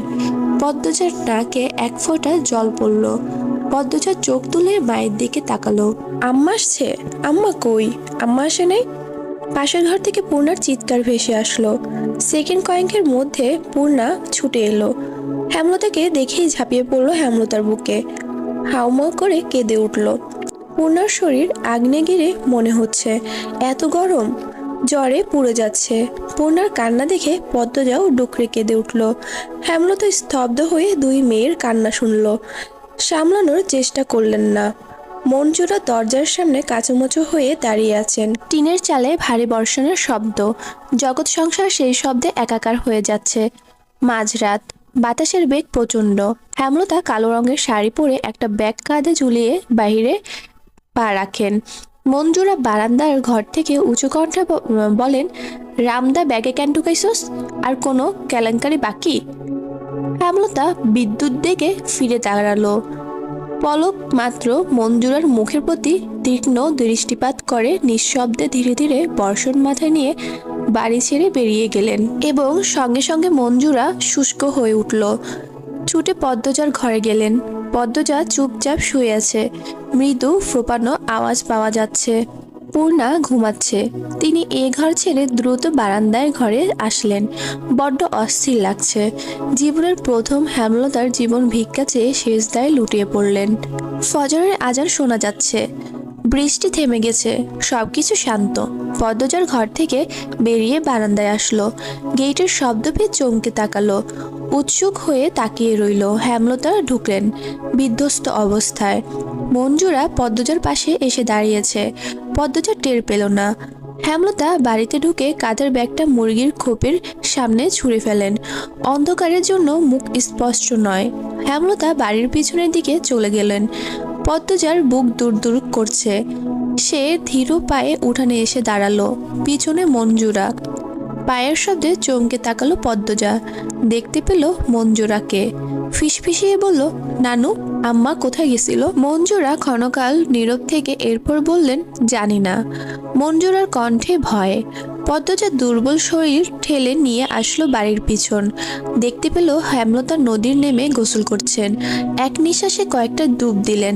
পদ্মজা ব্যস্ত পায়ে ঘাটের কাছে এলো। ক্ষীণ সুরে ডাকলো, আম্মা। হেমলতা ঘুরে তাকালেন। ঝড় শেষে আকাশ ধবধবে সাদা, অন্ধকার কাটার পথে। পদ্মজা বলল, ঠান্ডা লাগবে। হেমলতা কিচ্ছুটি বললেন না। গোসল শেষ করে উঠে আসেন উপরে। পদ্মজা আর কিছু বলল না। হেমলতা উঠানে এসে মঞ্জুরাকে বলেন, পূর্ণারে নিয়ে আসো আম্মা। পদ্মজা অবাক হয়ে শুধু দেখছে। পূর্ণা আসে ধীর পায়ে হেঁটে, তার জ্বর অনেকটা কমে এসেছে। মঞ্জুরা দূরে দাঁড়িয়ে রইলেন। হেমলতা মৃদু হেসে পূর্ণাকে বললেন, পদ্মজার পাশে এসে দাঁড়া। পূর্ণা হতবুদ্ধি হয়ে পড়ল। সে বাধ্যের মতো পদ্মজার পাশে এসে দাঁড়ালো। হেমলতার মুরগির খোপের পাশ থেকে কালো ব্যাগটা হাতে তুলে নিলেন। ব্যাগ থেকে একটা রামদা আর একটা কৌটা বের করলেন। পূর্ণা রামদা দেখে চমকে উঠল। দু বোন চাওয়াচাওয়িতে করলো একবার। হেমলতা রক্তে মাখা রামদা দুই মেয়ের পায়ের সামনে রাখলেন। শীতল কিন্তু তীক্ষ্ণ কণ্ঠে বললেন, মানুষ সৃষ্টির সেরা জীব, আর পৃথিবীতে সেরা মানুষগুলোই বাঁচার অধিকার আছে। মানুষরূপী পশুদের না। যখন যেখানে কোনো মেয়েকে অসম্মান হতে দেখবি, এক কোপ দিয়ে অমানুষটার আত্মা দেহ থেকে আলাদা করে দিবি। যে তোকে অসম্মান করেছে সে দোষী, তুই না। তার শাস্তি পাওয়া উচিত, তোর না। তাই আত্মহত্যার কথা কখনো ভাববি না। দোষীর আত্মা হত্যা করা উচিত। আর আমি মনে করি এতে পাপ নেই, বরং পাপীকে বিনাশ না করা পাপ। আর আমার মেয়েরা যেন সেই পাপ কখনো না করে। মেয়েদের এসব কি শিক্ষা দিতেছস তুই? মাথা খারাপ হয়ে গেছে তোর? মঞ্জুরা হৈ হৈ করে উঠলেন। হেমলতা ঢোক গিলে মঞ্জুরার কথা হজম করে নিলেন। এরপর আবার মেয়েদের দিকে তাকিয়ে বললেন, আমি কখনো ছেলে চাইনি, মেয়ে চেয়েছি। প্রতিবাদী দুঃসাহসী মেয়ে চেয়েছি। আল্লাহ আমাকে 3টা মেয়ে দিয়েছেন। এখন সেই মেয়েরা যদি এইটুকু দুর্বল হয়ে পড়ে কিভাবে হবে? ঠিক আগের মতোই মাথা উঁচু করে বাঁচবি। যতদিন আমি আছি কেউ তোদের অসম্মান করে টিকতে পারবে না। আমি না হয় যতদিন বেঁচে থাকি তাদের শাস্তি দেব, পৃথিবী থেকে মুছে দেব। কিন্তু যখন থাকবো না, তখন তখন কি তারা বেঁচে থাকবে? বেঁচে থাকতে দেওয়া ঠিক হবে? অন্য কোনো মেয়ের সাথে নোংরামো করবে না তার নিশ্চয়তা আছে? নেই। এখন থেকে নিজেদের শক্ত কর। মেয়েদের সাহস মেয়েদেরই হতে হয়। নিজেদের রক্ষা করার দায়িত্ব নিজের। রাতের স্মৃতি দুঃস্বপ্ন ভেবে ভুলে যেতে বলবো না। মনে রাখ, প্রতিটি মানুষের ভেতর লুকানো হিংস্র শক্তি আছে। সবাই প্রকাশ করতে জানে না, চিনতে পারে না নিজেকে। গত রাতের ঘটনাটা মনে রেখে নিজের ভিতর লুকানো হিংস্র শক্তিটাকে জাগিয়ে হাতের মুঠোয় রাখ, যাতে সঠিক সময় হাতের মুঠো খুলে মেরুদণ্ড সোজা করে দাঁড়াতে পারিস। এইটুকু বলে হেমলতা ক্লান্ত হয়ে পড়েন। ধপ করে বসে পড়েন। পদ্মজা আম্মা বলে হেমলতাকে ধরতে চাইল। হেমলতা হাত উঠিয়ে বলেন, দাঁড়িয়ে থাক। হেমলতা সময় নিয়ে দম নেন। এরপর কৌটোটা খুলে ঠান্ডা তরল কিছু ঢেলে দেন দুই মেয়ের পায়ে। পূর্ণা কেঁপে উঠে দূরে সরে গেল। পদ্মজা আতঙ্ক নিয়ে প্রশ্ন করলো, আম্মা, কার রক্ত? রক্তের কথা শুনে ঘৃণায় আর ভয়ে পূর্ণার সর্বাঙ্গ রি রি করে উঠল। মনে হচ্ছে পায়ে পোকা কিলবিল করছে। টাটকা তাজা লাল রক্ত। বমি গলায় এসে আটকে গেছে। হেমলতা পদ্মজাকে জবাব দিলেন না, শুধু মৃদু হাসলেন। পূর্ণা এই ভয়ঙ্কর দৃশ্য সহ্য করতে না পেরে জ্ঞান হারালো। পদ্মজা দু হাতে ঝাপটে ধরল পূর্ণাকে। কি আশ্চর্য! এই ভয়ঙ্কর ঘটনা তাকে একটুও বিচলিত করলেন না। হেমলতার গায়ে ভেজা শাড়ি, তাই পূর্ণাকে ধরলেন না। মঞ্জুরাকে বলেন, পূর্ণাকে ঘরে নিয়ে যাও আম্মা। মঞ্জুরা কঠোর চোখে তাকান হেমলতার দিকে। হেমলতা আবারও হাসেন। ভেজা কণ্ঠে বলেন, কালো বলে অবহেলা না করে বুকে আগলে রাখলে আমার জীবনটা, আমার মেয়েদের জীবনটা অন্যরকম হতে পারতো আম্মা। হেমলতার কথায় মঞ্জুরা সারা মুখ বিষণ্ণতায় ছেয়ে গেল। তিনি হেমলতার দিকে তাকিয়ে থাকতে পারলেন না। অপরাধ বোধ মাথায় নুয়ে ফেললেন। পূর্ণাকে ধরে নিয়ে গেলেন ঘরে। হেমলতা সেখানে পড়ে রইলেন। আকাশের দিকে তাকিয়ে জোরে নিঃশ্বাস ফেললেন। আলো ফুটেছে পুরোপুরি। পাখির কিচিরমিচির শোনা যাচ্ছে। পানি দিয়ে উঠানের রক্ত মুছে দিলেন চিরতরে। রামদা ধুয়ে লুকিয়ে রাখলেন লাহারি ঘরে। শাড়ি পাল্টে উঠানে পা রাখেন। তখন মগা আসলো। এসে খবর দিল বিচার বসবে দুপুরে। রাতের ঘূর্ণিঝড়ে গ্রামের বেশিরভাগ ঘরবাড়ি উড়ে গেছে। পশু পাখি সহ বিভিন্ন ক্ষতি হয়েছে। অনেক মানুষ আহত হয়েছে। এই খবর শুনে হেমলতার চোখ সজল হয়ে উঠল। প্রকৃতির দিকে তাকিয়ে কৃতজ্ঞতা প্রকাশ করলো। প্রকৃতি কখনো কাউকে ছাড়ে না। গ্রামবাসী অন্যায় দেখেও নিস্তব্ধ থেকেছিল। এ বুঝি তারই শাস্তি? মাথার উপর সূর্য, প্রচন্ড তাপদাহ। পূর্ণা, পদ্মজা, হেমলতা কালো বোরখায় আবরণে নিজেদের ঢেকে নিয়ে যাত্রা শুরু করেছেন অলন্দপুরের মাধ্যমিক স্কুলের উদ্দেশ্যে। খা খা রোদ্দুর। তপ্ত বাতাসের আগুনের হালকা সবুজ পাতার নেতিয়ে পড়ার দৃশ্য পড়ছে চোখে। মোর্শেদ বাকিদের নিয়ে আসছে। রানীদের বাড়ির পাশ দিয়ে যাওয়ার পথে করুণ কান্নার সুর ভেসে আসে। পদ্মজা চোখ তুলে তাকিয়ে দেখল রানের বাড়ির ছাদ উড়ে গেছে, গাছপালা ভেঙে উঠোনে পড়ে আছে। হেমলতা পদ্মজাকে টেনে নিয়ে এগিয়ে যান। বটের ছায়ে আশ্রয় নিয়েছিল এক রাখাল ছেলে। সে হেমলতার মুখ দেখে বুঝলো পিছনের দুটি মেয়ে পদ্মজা আর পূর্ণা ছুটে আসলো। পদ্মজাকে উদ্দেশ্য করে বলল, পদ্ম আপা, তুমি ডরাইও না, তোমার কিচ্ছু হইব না। চারিদিকে নিঝুম নিস্তব্ধ ঝিমধরা প্রকৃতি। ঘামে দরদর তৃষ্ণাত রাখাল হাঁপিয়ে কথা বলছে। স্কুলে যাওয়ার পথে মাঝে মাঝে এই 15 বছর রাখাল সাথে দেখা হতো পদ্মজার। পদ্মজার জন্য পাগল সে, বড় বোনের মতো মান্য করে। পদ্মজা মৃদু করে হাসলো। পদ্মজার মুখের উপর পাতলা পর্দা বলে রাখালের চোখে তা পড়ল না। রাখালকে পিছনে ফেলে 3 মা মেয়ে এগিয়ে চলল। স্কুল মাঠে অনেক মানুষ জমেছে। রাতের ঘূর্ণিঝড়ের জন্য অলন্দপুরের বেশি অর্ধেক মানুষ আসেনি, তবুও প্রায় 500 মানুষ তো এসেছেই। ঘটনা ঘটেছে 8 পাড়ার, আর তা ছড়িয়ে পড়েছে সব পাড়ায়। যথাসময়ে বিচারের কার্য শুরু হলো। পদ্মজা এবং আমির দুজন দুদিকে দাঁড়ানো। মাতব্বর ঠান্ডা গলায় প্রশ্ন করলেন, এদের একসাথে কারা দেখেছেন? রমিজ আলী কামরুল মালেক হাত তুলল। মজিদ মাতব্বর বললেন, কি দেখেছেন, ব্যাখ্যা করুন। রমিজ আগে আগে উঁচু কণ্ঠে বলল, আমি দেখেছি ঝড়ের সন্ধ্যায় আপনার পোলায় পদ্মজার ঘর থেকে বাহির হইতে। বাড়িতে আর কেউ আসিল না। আমি রেগে গিয়ে কিছু বলতে চাইল। মজিদ মাতব্বর হাতের ইশারায় আটকে দিলেন। আমির বাপের বাধ্য সন্তান, তাই থেমে গেল। মজিদ মাতব্বর বললেন, আপনি আমিরকে পদ্মজার ঘর থেকেই বের হতে দেখেছেন? রমিজ আলী দৃষ্টি অস্থির রেখে আবদা আবদা শুরু করলেন। দম নিয়ে বললেন, তারে বারান্দা থেকে বাইর হইতে দেখছি। মজিদ মাতব্বর নীরব থেকে এরপর বললেন, তাহলে কোন আন্দাজে আপনি বলেছেন তারা নিষিদ্ধ কাজে লিপ্ত ছিল? পদ্মজার সর্বাঙ্গ রি রি করে উঠল। সে চোখ বুজে ফেলল। রমিজ আলী থমকে গিয়ে পরপরই হুঙ্কার দিয়ে ওঠেন, একটা অচেনা স্যারা খালি বাড়িতে কোনো সেরির কাছে কেন যাইব? আপনার নিজের স্যারা বলে তার দোষ দেখতে পারেন না, আমার সেরির বেলা কিন্তু ছাড়েন নাই। যুক্তি দিয়ে কথা বলুন। আপনার মেয়েকে হাতে নাতে ধরা হয়েছিল, তার গায়ে কাপড় ছিল না, তারা একসাথে একই ঘরে একই বিছানায় ধরা পড়েছিল। আমির আর পদ্মজার বেলা সেটা হয়নি। মজিদ মাতব্বর ক্ষমতা এবং কথার দাপটে সামনে এগিয়ে থাকতে কষ্ট হচ্ছে রমিজ আলীর। কামরুল চুপসে গিয়েছেন। সামনে নির্বাচন। মজিদ মাতব্বরের খেপানো মানে নিজের কপাল দুঃখে বয়ে আনা। ভিড়ের মাঝ থেকে কেউ একজন বলল, তাহলে আপনার ছেলে একটা মেয়ের কাছে খালি বাড়িতে গেল কেন? মজিদ মাতব্বর উকি দিয়ে প্রশ্নদাতাকে খুঁজে বের করলেন। তারই প্রতিপক্ষ হারুন রশিদ। মজিদ মাতব্বর আমিরের দিকে তাকিয়ে প্রশ্ন করলেন, তুমি কেন গিয়েছিলে পদ্মজার বাড়িতে? আমির সহজ গলায় বলল, বাড়ি ফিরছিলাম, হঠাৎ ঝড় শুরু হলো। সামনে মোর্শেদ কাকার বাড়ি ছিল। মোর্শেদ কাকা বাড়ি নেই জানতাম না, জানলে বৃষ্টিতে ভিজতাম, তবু ওই বাড়িতে যেতাম না। এই গ্রামের অনেকেই জানে আমার শ্বাসকষ্ট আছে। বাড়ির সবাই জানে বৃষ্টিতে ভিজলে ঠান্ডা লাগে, শ্বাসকষ্ট হয়। হারুন রশিদ বললেন, যখন দেখলা সেরিটা বাড়িতে একলা, তখন বাইর হইয়া গেল না কেন? আমির সঙ্গে সঙ্গে জবাব দিল, আমার মাথায় আসেনি এমন কিছু হতে পারে। আমির পদ্মজার দিকে একবার তাকালো। পদ্মজা সাথে সাথে চোখ সরিয়ে নিল। আমির বলল, আর পদ্মজা কতটা সুন্দর যারা দেখেছে সবাই জানে। আমি প্রথম দেখে অভিভূত হয়ে পড়ি, তাই মস্তিষ্কে একবারও কোনো বিপদের আশঙ্কা আসেনি।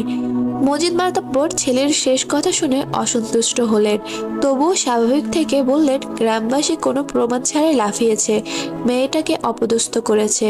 প্রমাণ ছাড়া কারো বিরুদ্ধে নোংরাম অপবাদ দেওয়া অপরাধ।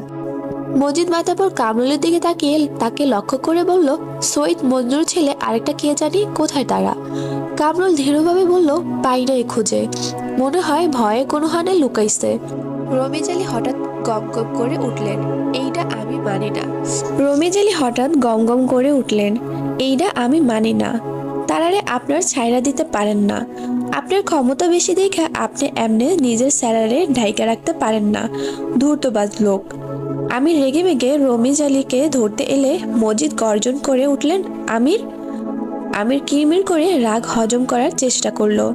হারুন অতিশয় দ্রুত লোক। তিনি রসিকতা করে বললেন, সত্য হোক আর মিথ্যাই, বদনাম তো বদনামই। মজিদ সবার প্রশ্নের কথা উপেক্ষা করে উপস্থিত গ্রামবাসীদের উদ্দেশ্যে বললেন, আপনাদের আমার বিচারের প্রতি বিশ্বাস আছে? সবাই আওয়াজ করে বলল, আছে। মজিদ মাতাব্বর তৃপ্তির সাথে হাসলো। ক্ষণকাল নীরব থেকে উঠে দাঁড়ালেন, কণ্ঠ উঁচু করে বললেন, মোর্শেদের মেয়ের সাথে খারাপ হয়েছে।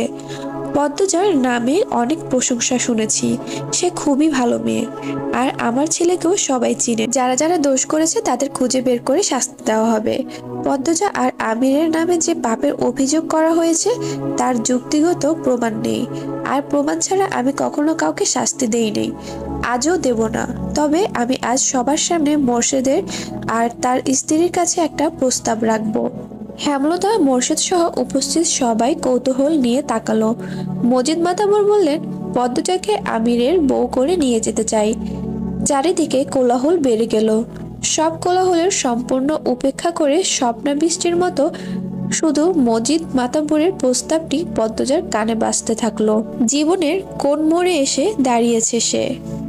আসসালামু আলাইকুম। শুরু করতে যাচ্ছি আমি পদ্মজা উপন্যাসের 16তম পর্ব। সূর্যের প্রখর তাপে সমস্ত প্রকৃতি যেন নির্জীব হয়ে উঠেছে। উপস্থিত সবার মধ্যে চাপা উত্তেজনা কাজ করছে।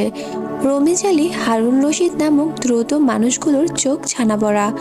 মজিদ মাতাব্বর ধীর শান্ত কণ্ঠে বললেন, আপনারা চাইলে সময় নিতে পারেন, আজ এখানে।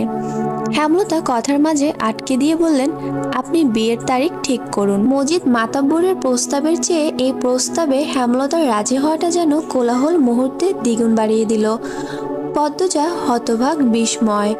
মোর্শেদ চোখ বড় করে হেমলতার দিকে দৃষ্টিপাত করেন। আশপাশ থেকে ফিসফিসানি ভেসে আসছে। মজিদ মাতাব্বর মৃদু হাসলেন। এরপর আনন্দ সহিত সবাইকে নিমন্ত্রণ করলেন। আগামী শুক্রবার আমার ছেলের সাথে মোর্শেদের বড় মেয়ের বিবাহ, আপনাদের সবার নিমন্ত্রণ রইল। কথা শেষ করে হেমলতার দিকে তাকিয়ে প্রশ্ন করলেন, দিন তারিখ ঠিক আছে? হেমলতা সম্মতি জানালেন। মোর্শেদ অবাকের চরম পর্যায়ে, কোনো কথা আসছে না মুখে। পদ্মজা ঢোক গিলে ব্যাপারটা হজম করলো। মুহিবের সাথে যখন তার বিয়ের আলোচনা হলো তখন সে ভারী অবাক হয়েছিল। লিখন শাহ নামে একটা মানুষকে মনে পড়েছিল। এখন তেমন কিছুই হচ্ছে না, অনুভূতিগুলো ভোঁতা। যা হওয়ার হবে, সেসব নিয়ে ভেবে লাভ নেই। বিচার সভা ভেঙে গেল। মজিদ মাতাব্বর আলাদা করে মোর্শেদের সাথে কথা বলেন। তিনি আগামীকাল নিজ স্ত্রী এবং বাড়ির অন্যান্য বউদের নিয়ে পদ্মজাকে দেখতে আসবেন। মোর্শেদ হেমলতা সমস্বরে অনুমতি দিলেন। বাড়ি ফেরার পথে অনেকটা কটু কথা কানে আসে। পদ্মজা আমির দুজনেরই চরিত্র খারাপ, এই জন্যই বিয়ে হচ্ছে। মাতাব্বর ক্ষমতাবান বলে পুরো ব্যাপারটা ঘুরিয়ে নিয়েছেন, কিন্তু তলে তলে তো নিজেরা জানে তাদের ছেলে মেয়ে কেমন, তাই তাড়াতাড়ি করে বিয়ে হয়ে যাচ্ছে। কেউ একজন খুব বিশ্রীভাবে পদ্মজাকে উদ্দেশ্য করে বলল, কে জানে, মনে কয় তো সেরি প্যাট বাঁধাইছে, রাইতে বাপ মারে দিয়া পায়ে ধরাইয়া বিয়া ঠিক করছে। পদ্মজার মন তিক্ত হয়ে ওঠে। হাঁটতে ভীষণ কষ্ট হচ্ছে। এত নোংরা মন্তব্য সহ্য করা খুব কঠিন। মিথ্যে অপবাদ চারিদিকে। বোরখার আড়ালে পদ্মজার চোখ দুটি ছলছল করে উঠল। খুব কাঁদতে ইচ্ছে হচ্ছে। হেমলতা পদ্মজার এক হাত শক্ত করে চেপে ধরেন। মানুষদের ছায়া ছেড়ে ক্ষেতের রাস্তা দিয়ে যাওয়ার পথে তিনি বলেন, জীবন খুব ছোট, এই ছোট জীবনে ঘটে অনেক ঘটনা। যে ভালো তার সাথে যে শুধুই ভালো হবে তা কিন্তু ঠিক না, উচিত না। ভালো খারাপের মিলিয়ে জীবন। তাই বলে সেই খারাপকে পাত্তা দিয়ে সময় নষ্ট করতে হবে তার কোনো মানে নেই। খারাপটাকে পাশে রেখে ভালো মুহূর্ত তৈরি করার চেষ্টা করবি, ভালোটা ভাববি। শুধুমাত্র কয়েকজনের কথাই কি আসে যায়? পুরো গ্রামবাসী জানে তুই কেমন। পুরো অলন্দপুরের যত মানুষ আছে আজ এসেছে, তাদের মধ্যে বেশিরভাগ মানুষই মনে মনে তোর গুণগান গিয়েছে। তারা মনে মনে বিশ্বাস করে তুই নির্দোষ, কিন্তু চুপ ছিল। যারা খারাপের দলে তারা সংখ্যায় কম হলে কোলাহল করে নিজেদের দাপট দেখাতে চেয়েছিল। সবার অগোচরে বোঝাতে চেয়েছিল আমরা অনেকজন, কিন্তু পারেনি। কোলাহল কোনো কিছুর সমাধান নয়। এখন যারা নিন্দা করলো তারা নিজেদের নিচু মনের পরিচয় দিয়েছে, সেই সাথে আমলনামার পাপের সংখ্যা বাড়িয়ে দিল। তাদের শাস্তি পৃথিবী এবং আখিরাত দুটোতেই হবে। একদিন এদের শাস্তি হবেই, এই কথাটা ভেবে খুশি হ। সব ভুলে যা, বাকি জীবন পড়ে রয়েছে, সেসব নিয়ে ভাব। চোখের জল অতি আপনজন এবং আল্লাহর জন্য ফেলা উচিত, এদের মতো কুমানুষের জন্য নয়। পদ্মজা হু হু করে কেঁদে উঠল। আচমকা হেমলতাকে মাঝপথে শক্ত করে জড়িয়ে ধরে কান্নামাখা কণ্ঠে বলল, তুমি জাদুকর আম্মা, তুমি জাদু জানো। হেমলতা পদ্মজার পিঠে হাত বুলিয়ে দিলেন।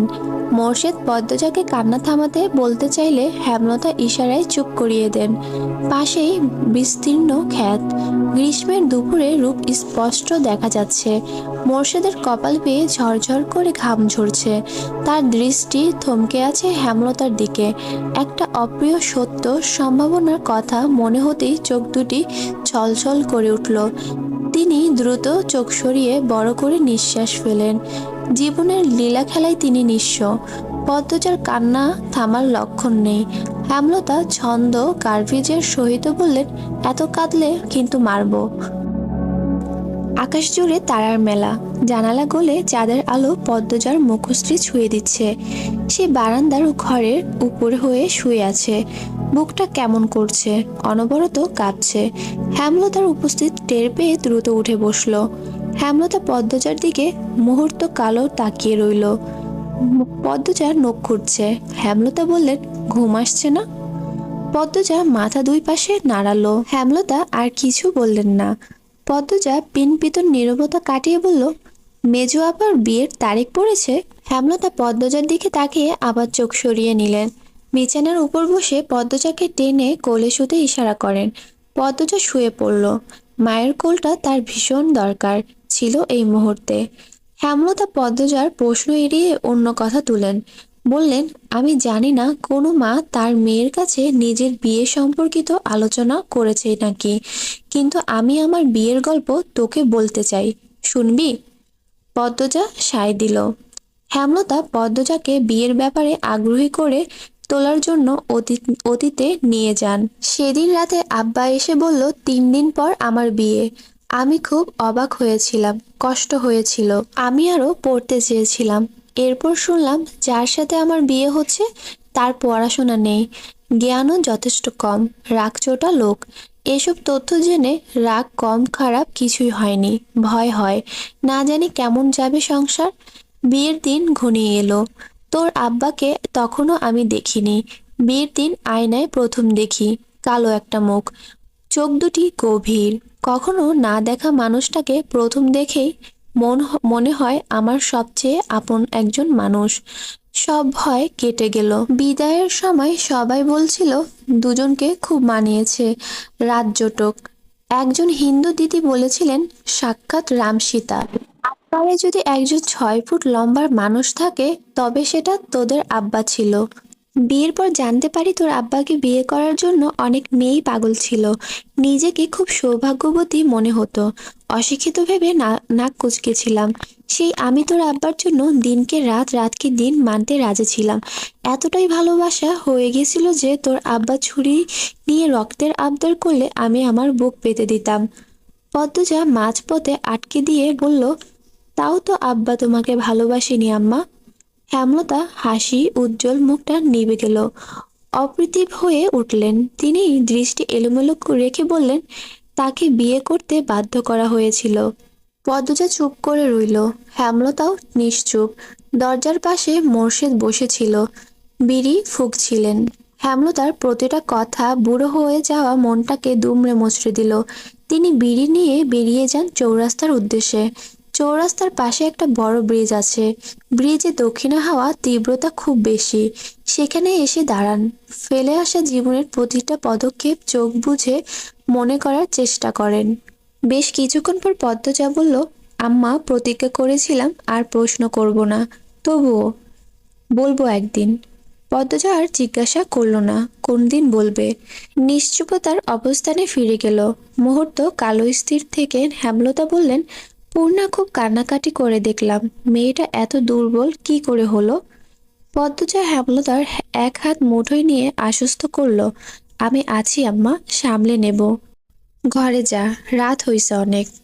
পদ্মজা উঠে বসলো, ওড়নাটা ভালো করে টেনে নিয়ে জুতা পরলো, বেরিয়ে যাওয়ার জন্য পা বাড়ালো।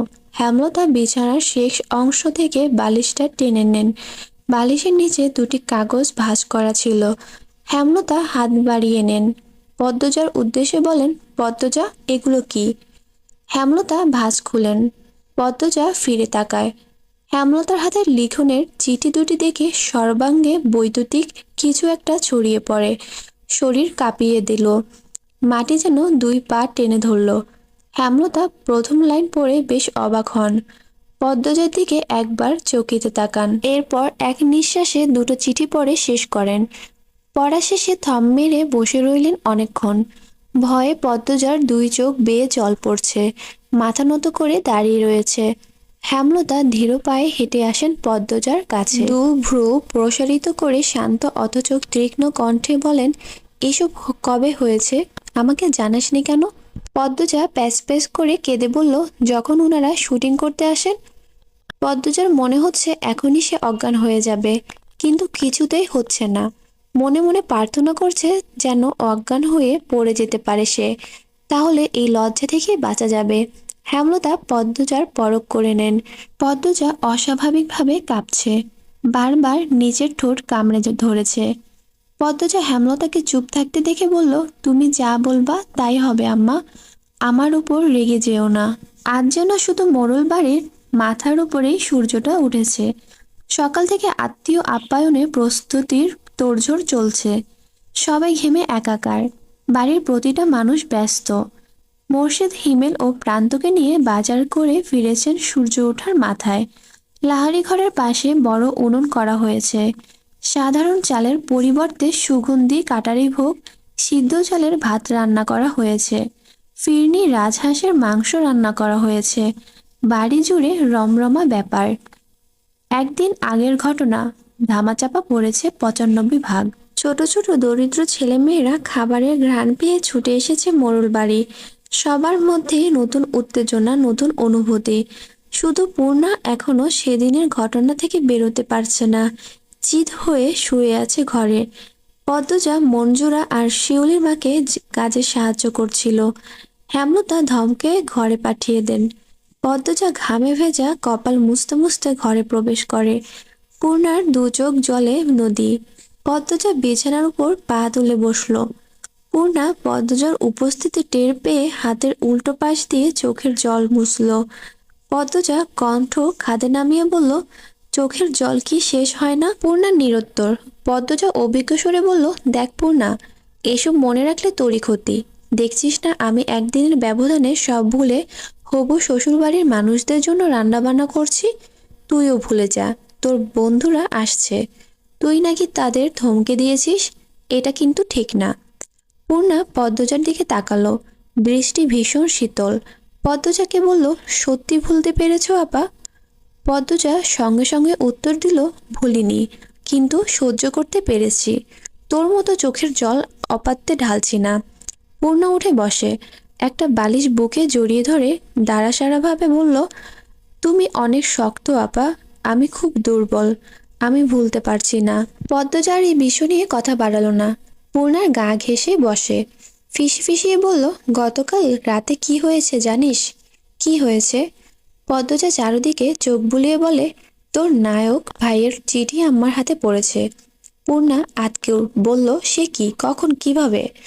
আর বলিস না, সেদিন তুই নানু বাড়ি ছিলি, তখন চিঠি দুইটা বের করেছিলাম, বারান্দার ঘরের বালিশের নিচে রেখে দেই, আর মনে নেই। এরপরেই অঘটন ঘটে। এরপর দিন বিচার বসলো, চিঠির কথা ভুলিয়ে গেলাম। বারান্দার ঘরে ছিলাম রাতে, তবুও মনে পড়েনি। আর আম্মা পেয়ে গেল। উত্তেজনার ভয়ে পূর্ণার গলা শুকিয়ে গেছে। প্রশ্ন করলো, আম্মাকে কিছু বলেছে? পদ্মজা ঠোঁট দুটি উল্টিয়ে কি যেন ভাবে, এরপর ব্যথিত সুরে বলল, তেমন কিছুই না, এজন্যই আরো ভয় হচ্ছে। কিছুই না? কখন হলো এসব জিজ্ঞাসা করেছে। আমি বললাম তুমি যা বলবে তাই হবে। এরপর আম্মা অনেকক্ষণ আমার দিকে তাকিয়েছিল, তারপর বলল ঘুমা গিয়ে। শেষ। দুই বোন একসাথে চিন্তায় পড়ে গেল। কপাল ভাঁজ করে কিছু ভাবতে শুরু করে। পূর্ণা বলল, আম্মা তোমার মুখ দেখে বুঝে গেছে তুমি লিখন ভাইকে ভালোবাসো না। পদ্মজা অন্য মনস্ক হয়ে বলল, মনে হয়। পূর্ণা খুব বিরক্তি নিয়ে বলল, লিখন ভাই এত সুন্দর, তোমাকে এত ভালোবাসে, তবুও কেন ভালোবাসোনি আপা? লিখন ভাইয়ের চিঠি তো ঠিকই সময় করে করে পড়তে। বিয়ে করতে কি সমস্যা? আম্মা দিলে তো করবই, সমস্যা নেই। তোমার এই ন্যাকায় কথা আমার ভালো লাগে না আপা।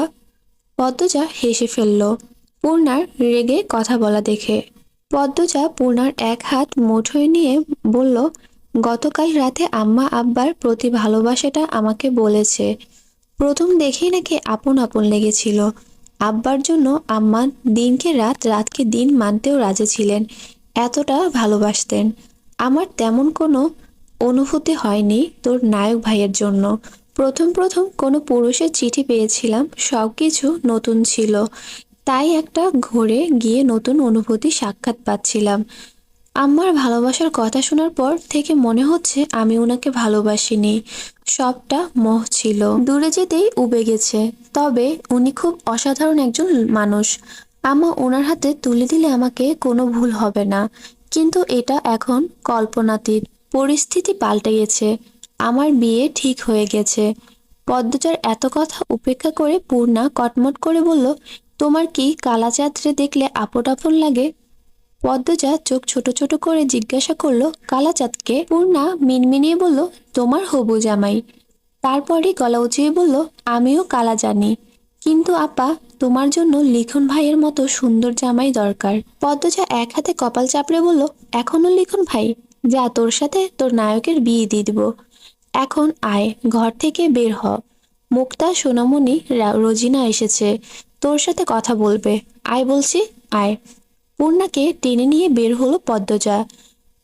সূর্য মামার রাগ কমেছে। মোড়ল বাড়ির মাথার উপর থেকে দূরে গিয়ে দাঁড়িয়েছে। সদর ঘর ভর্তি মানুষ।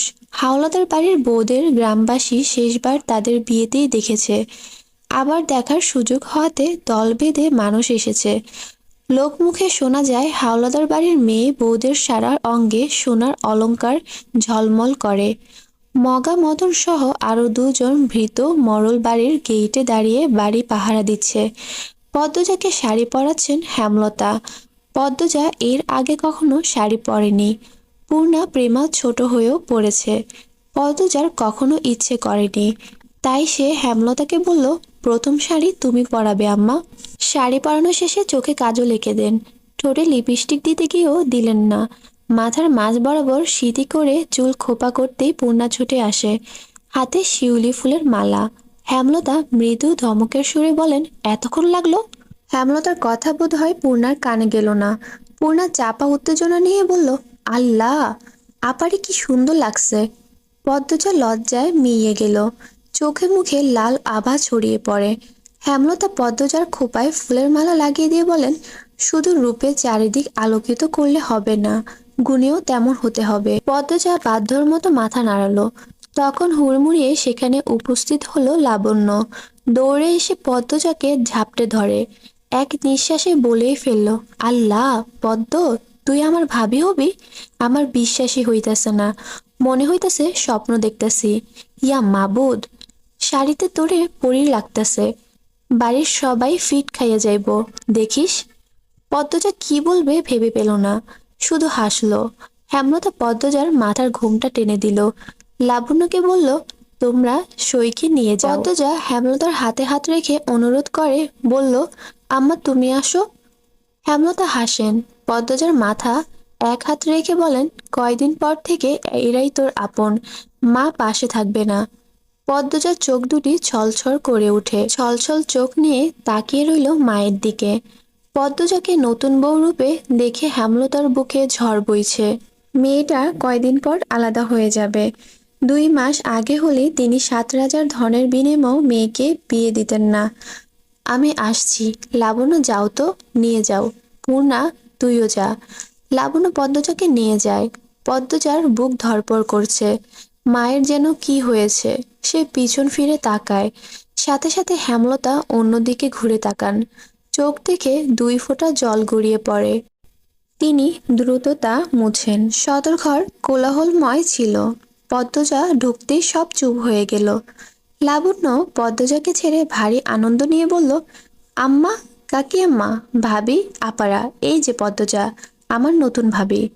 পদ্মজা চোখ তুলে তাকালো। অলংকারে জলজল করা 5 জন নারীকে দেখে যেন চোখ ঝলসে গেল তার। সবাই তার দিকে মুগ্ধ হয়ে তাকিয়ে আছে। পদ্মজা চোখ নামিয়ে ফেলল। তখন কোথা থেকে আবির্ভাব হলো আমিরের। সদর দরজার মুখেই দাঁড়িয়ে ছিল পদ্মজা। পদ্মজাকে দেখে থমকে গেল সে। পদ্মজার পরনে খয়েরি রঙের জামদানি শাড়ি। শাড়িতে কোনো মেয়েকে এত সুন্দর মনে হতে পারে এর আগে অনুভব করেনি আমিরের লজ্জা খুব কম। সে উপস্থিত গুরুজনদের উপেক্ষা করে পদ্মজাকে বলল, মাশাল্লাহ, দিনের বেলা চাঁদ উঠে গেছে। লজ্জায় পদ্মজার রগে রগে কাঁপন ধরে। এত লজ্জাহীন মানুষ কি করে হয়? আমিরের মা ফরিনা ধমকের সুরে বলে, বাবু, এই আনে বয় আইসা। আমির পদ্মজাতে দৃষ্টি স্থির রেখে মায়ের পাশে গিয়ে বসল। হেমলতা সদর ঘরে প্রবেশ করতেই আমির ধরফরিয়ে উঠল। ছুটে এসে হেমলতার পা ছুঁয়ে সালাম করল। হবু শাশুড়ির প্রতি আমিরের এত দরদ দেখে ফরিনা খুব বিরক্ত হলেন। পাশ থেকে ফরিনা যা আমিনা ফিসফিসিয়ে বললেন, মেয়ের রূপ আগুনের হুলকা, বাবু এইবার হাতছাড়া হইল বলে। আমিনার মন্ত্র ফরিনার মগজ ধোলাই করতে পারল না। পদ্মজার রূপে তিনি মুগ্ধ। আমির কালো বলে তিনি ছোট থেকে আমিরকে বলতেন, বাবু, তোর জন্যে চান্দিল লাগান বউ আনাম। আর সেই কথা রক্ষার পথে। তিনি শুধু পছন্দ করছেন না, শাশুড়ির প্রতি আমিরের এত দরদ। কি দরকার ঝাঁপিয়ে পড়ে পায়ে ধরে সালাম করার? আমির হেমলতাকে ভক্তির সাথে প্রশ্ন করল, ভালো আছেন? হেমলতা মিষ্টি করে হেসে বলেন, ভালো আছি, যাও গিয়ে বসো। আমির বাধ্যর মতো মায়ের পাশে গিয়ে বসল। মজিদ মাতাব্বর মোর্শেদের সাথে বাইরে আলোচনা করছেন। আর কোনো পুরুষ আসেনি বাড়িতে। তারা বিয়ের আয়োজনে ব্যস্ত। মুহূর্তে পদ্মজার সারা অঙ্গ সোনার অলংকারে পূর্ণ হয়ে উঠল। রূপ বেড়ে গেল লক্ষ দ্বিগুণ। যার কোনো সীমা নেই, যার সাথে কোনো তুলনা নেই। যার সাথেই পদ্মজা কথা বলেছে সেই এগিয়ে এসে বালা নয়তো হার পরিয়ে দিয়েছে। কি অবাক কাণ্ড! সবাই আড্ডা দিচ্ছে। পদ্মজা চুপ করে বসে আছে। কেউ কিছু প্রশ্ন করলে উত্তর দিচ্ছে। লাবণ্য একজনকে উদ্দেশ্য করে বলল, রানী আপা, বাড়ির পিছনে যাইবা? রানী খুশিতে গদগদ করে বলল, যাব। তার খুশির কারণ লাবণ্য কিছুটা ধরতে পেরেছে। রানীর একজন প্রেমিক আছে, তাই শুধু সুযোগ খুঁজে দেখা করার। যেখানেই দাওয়াত পারে সেখানেই তার প্রেমিক উপস্থিত হয়। লাবণ্য সবার কাছ থেকে অনুমতি নিয়ে পদ্মজা পূর্ণা রানীকে নিয়ে বাড়ির পিছনে আসে। রানী বাড়ির পিছনে এসে ঘাটের দিকে ছুটে যায়। একটা নৌকা এসে ভিড়ে। নৌকাকে ছিল দেখা যায় না। রানী নৌকায় উঠে পড়ে। কারো সাথে বিরতিহীনভাবে কথা বলছে শোনা যায়। পূর্ণা লাবণ্যকে প্রশ্ন করলো, লাবণ্য আপা, রানী আপা কার সাথে কথা বলে? আব্দুল ভাইয়ের সাথে। কোন আব্দুল? যার কথা ভাবছিস? কথা শেষ করে লাবণ্য চোখ টিপল। পূর্ণা অবাক হয়ে বলল, মাস্টারের সাথে? লাবণ্য হাসে। রানী এগিয়ে আসে। লাবণ্য বলে, কথা শেষ? হ, চইলা গেছে। রানী পদ্মজার দিকে তাকিয়ে বলল, মাশাল্লাহ, তুমি এত সুন্দর, আমার কোলে নিয়ে আদর করতে মন চাইতেছে। পদ্মজা মুচকি হেসে বলল, আপনি খুব শুকনা, আমাকে কোলে নিতে পারবেন না। শুকনা হইতে পারি, শক্তি আছে। রানীর কথা বলার ঢঙে সবাই হেসে উঠল। পূর্ণা আমিরকে দেখে পদ্মজার কানে কানে বলল, আপা, তোমার কালাচাঁদ আসছে। পদ্মজা পূর্ণাকে চোখ রাঙিয়ে বলল, কি সব কথা? ওনার বোনরা আছে। লাবণ্য, রানী যা এখান থেকে। আমিরের আদেশ শুনে রানী লাবণ্যর খুব বিরক্ত হলো। রানী কাঁদো কাঁদো হয়ে বলল, দা ভাই, থাকি না। আমির চোখ রাঙিয়ে তাকালো। ধমকের সুরে বলল, যেতে বলেছি যা। লাবণ্য বিরক্তিতে ইস বলে পদ্মজাকে বলল, আয় অন্যখানে যাই। পদ্মজা থাকুক, তোরা যা। পদ্মজা থাকুক, তোরা যা। আমিরের কথা শুনে বেশি চমকালো পদ্মজা। লাবণ্য ফোঁস করতে করতে বলল, কেন কেন? পদ্মজা পূর্ণা অন্যদিকে ফিরে আছে। আমির দৃষ্টি কঠোর করতেই লাবণ্য রানী চলে গেল। পূর্ণা চলে যেতে চাইলে পদ্মজা পূর্ণার হাত চেপে ধরে। পূর্ণা পদ্মজার হাত সরিয়ে ধীর কণ্ঠে বলল, একা থেকে তোমার কালা চাঁদরে ভালোবাসা খাও। ছি। পূর্ণা ছুটে চলে গেল। আমির পদ্মজার পাশে এসে দাঁড়াতেই পদ্মজা বলল, বিয়ের আগে গুরুজনদের না জানিয়ে এভাবে কথা বলা ঠিক না। কি হবে? পদ্মজা কিছুক্ষণ নীরব থেকে বলল, কলঙ্ক লাগবে। আর কি বাকি আছে? পরিমাণ না বাড়ানোই ভালো। পদ্মজার কথা বলতে একটুও গলা কাঁপেনি।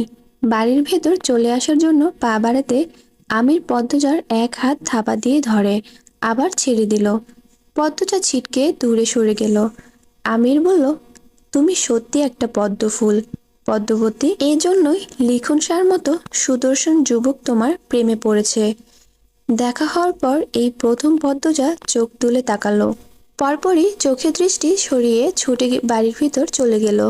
আমির অনেকক্ষণ সেখানে দাঁড়িয়েছিল। দেখতে দেখতে সন্ধ্যা ঘনিয়ে এলো। এবার আত্মীয়র বিদায়ের পালা। যাওয়ার পূর্বে লাবণ্য একটা কাগজ পদ্মজার হাতে গুজে দিয়ে বলল, দা ভাই দিছে। ঘুমাবার আগে পদ্মজা কাপা হাতে কাগজটির ভাঁজটি খুলল।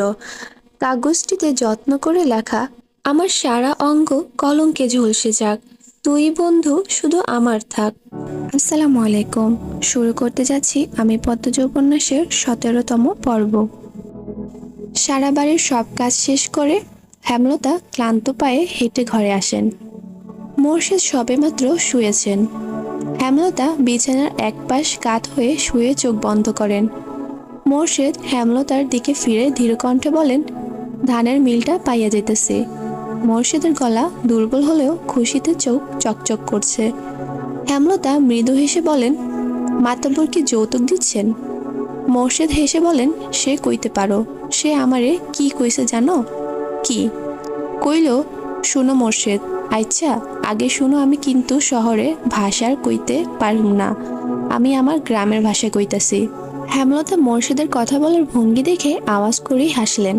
বললেন, আচ্ছা যেভাবে ইচ্ছে বলো। মোর্শেদ খ্যাক করে গলা পরিষ্কার করে বললেন, কইল, শোনো মোর্শেদ, তোমার ওই মোড়ল বাড়ি হইতেছে একটা বিল, যে বিলে একটাই পদ্ম ফুল আছে। এই পদ্ম ফুলটার জন্যই এই বিলটা এত সুন্দর, আর আমি সেই পদ্ম ফুলটারে তুইলা নিয়ে যেতেছি।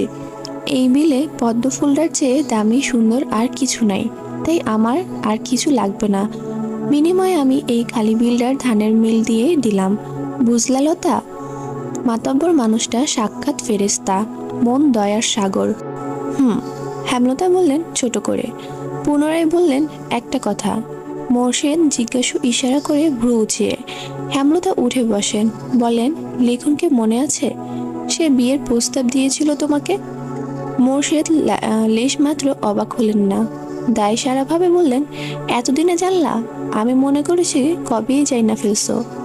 আমি তো আর সব জানতা নই, আমাকে বলনি কেন? বইলা কি হইতো? সেরি বিয়া দিতা, আর স্যারারা নায়ক। কত সেরির লগে ঘষাঘষি করে, সেরিগুলো নষ্টাদের সাথে চলে এই স্যারায়।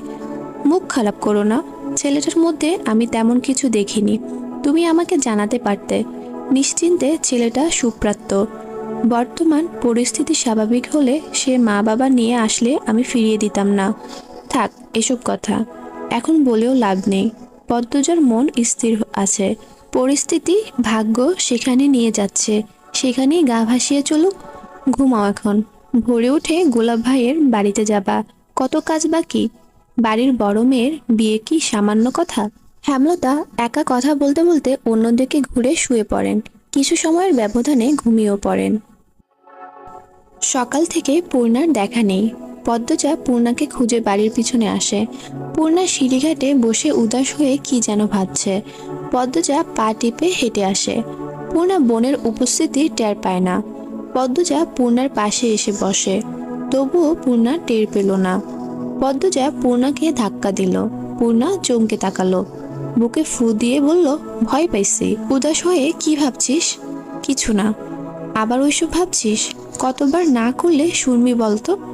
পূর্ণা নতজানু হয়ে রইল। ক্ষণকালো পার হওয়ার পর ভেজা কণ্ঠে বলল, নিজের ইচ্ছে মনে করে কষ্ট পেতে আমার ইচ্ছে করে না পা। মনে পড়ে যায়, চেষ্টা তো করবি। আর ভুলতে হবে এমন তো কোনো কথা নেই। এছাড়া অমানুষগুলো তাদের শাস্তি তো পেয়েছেই।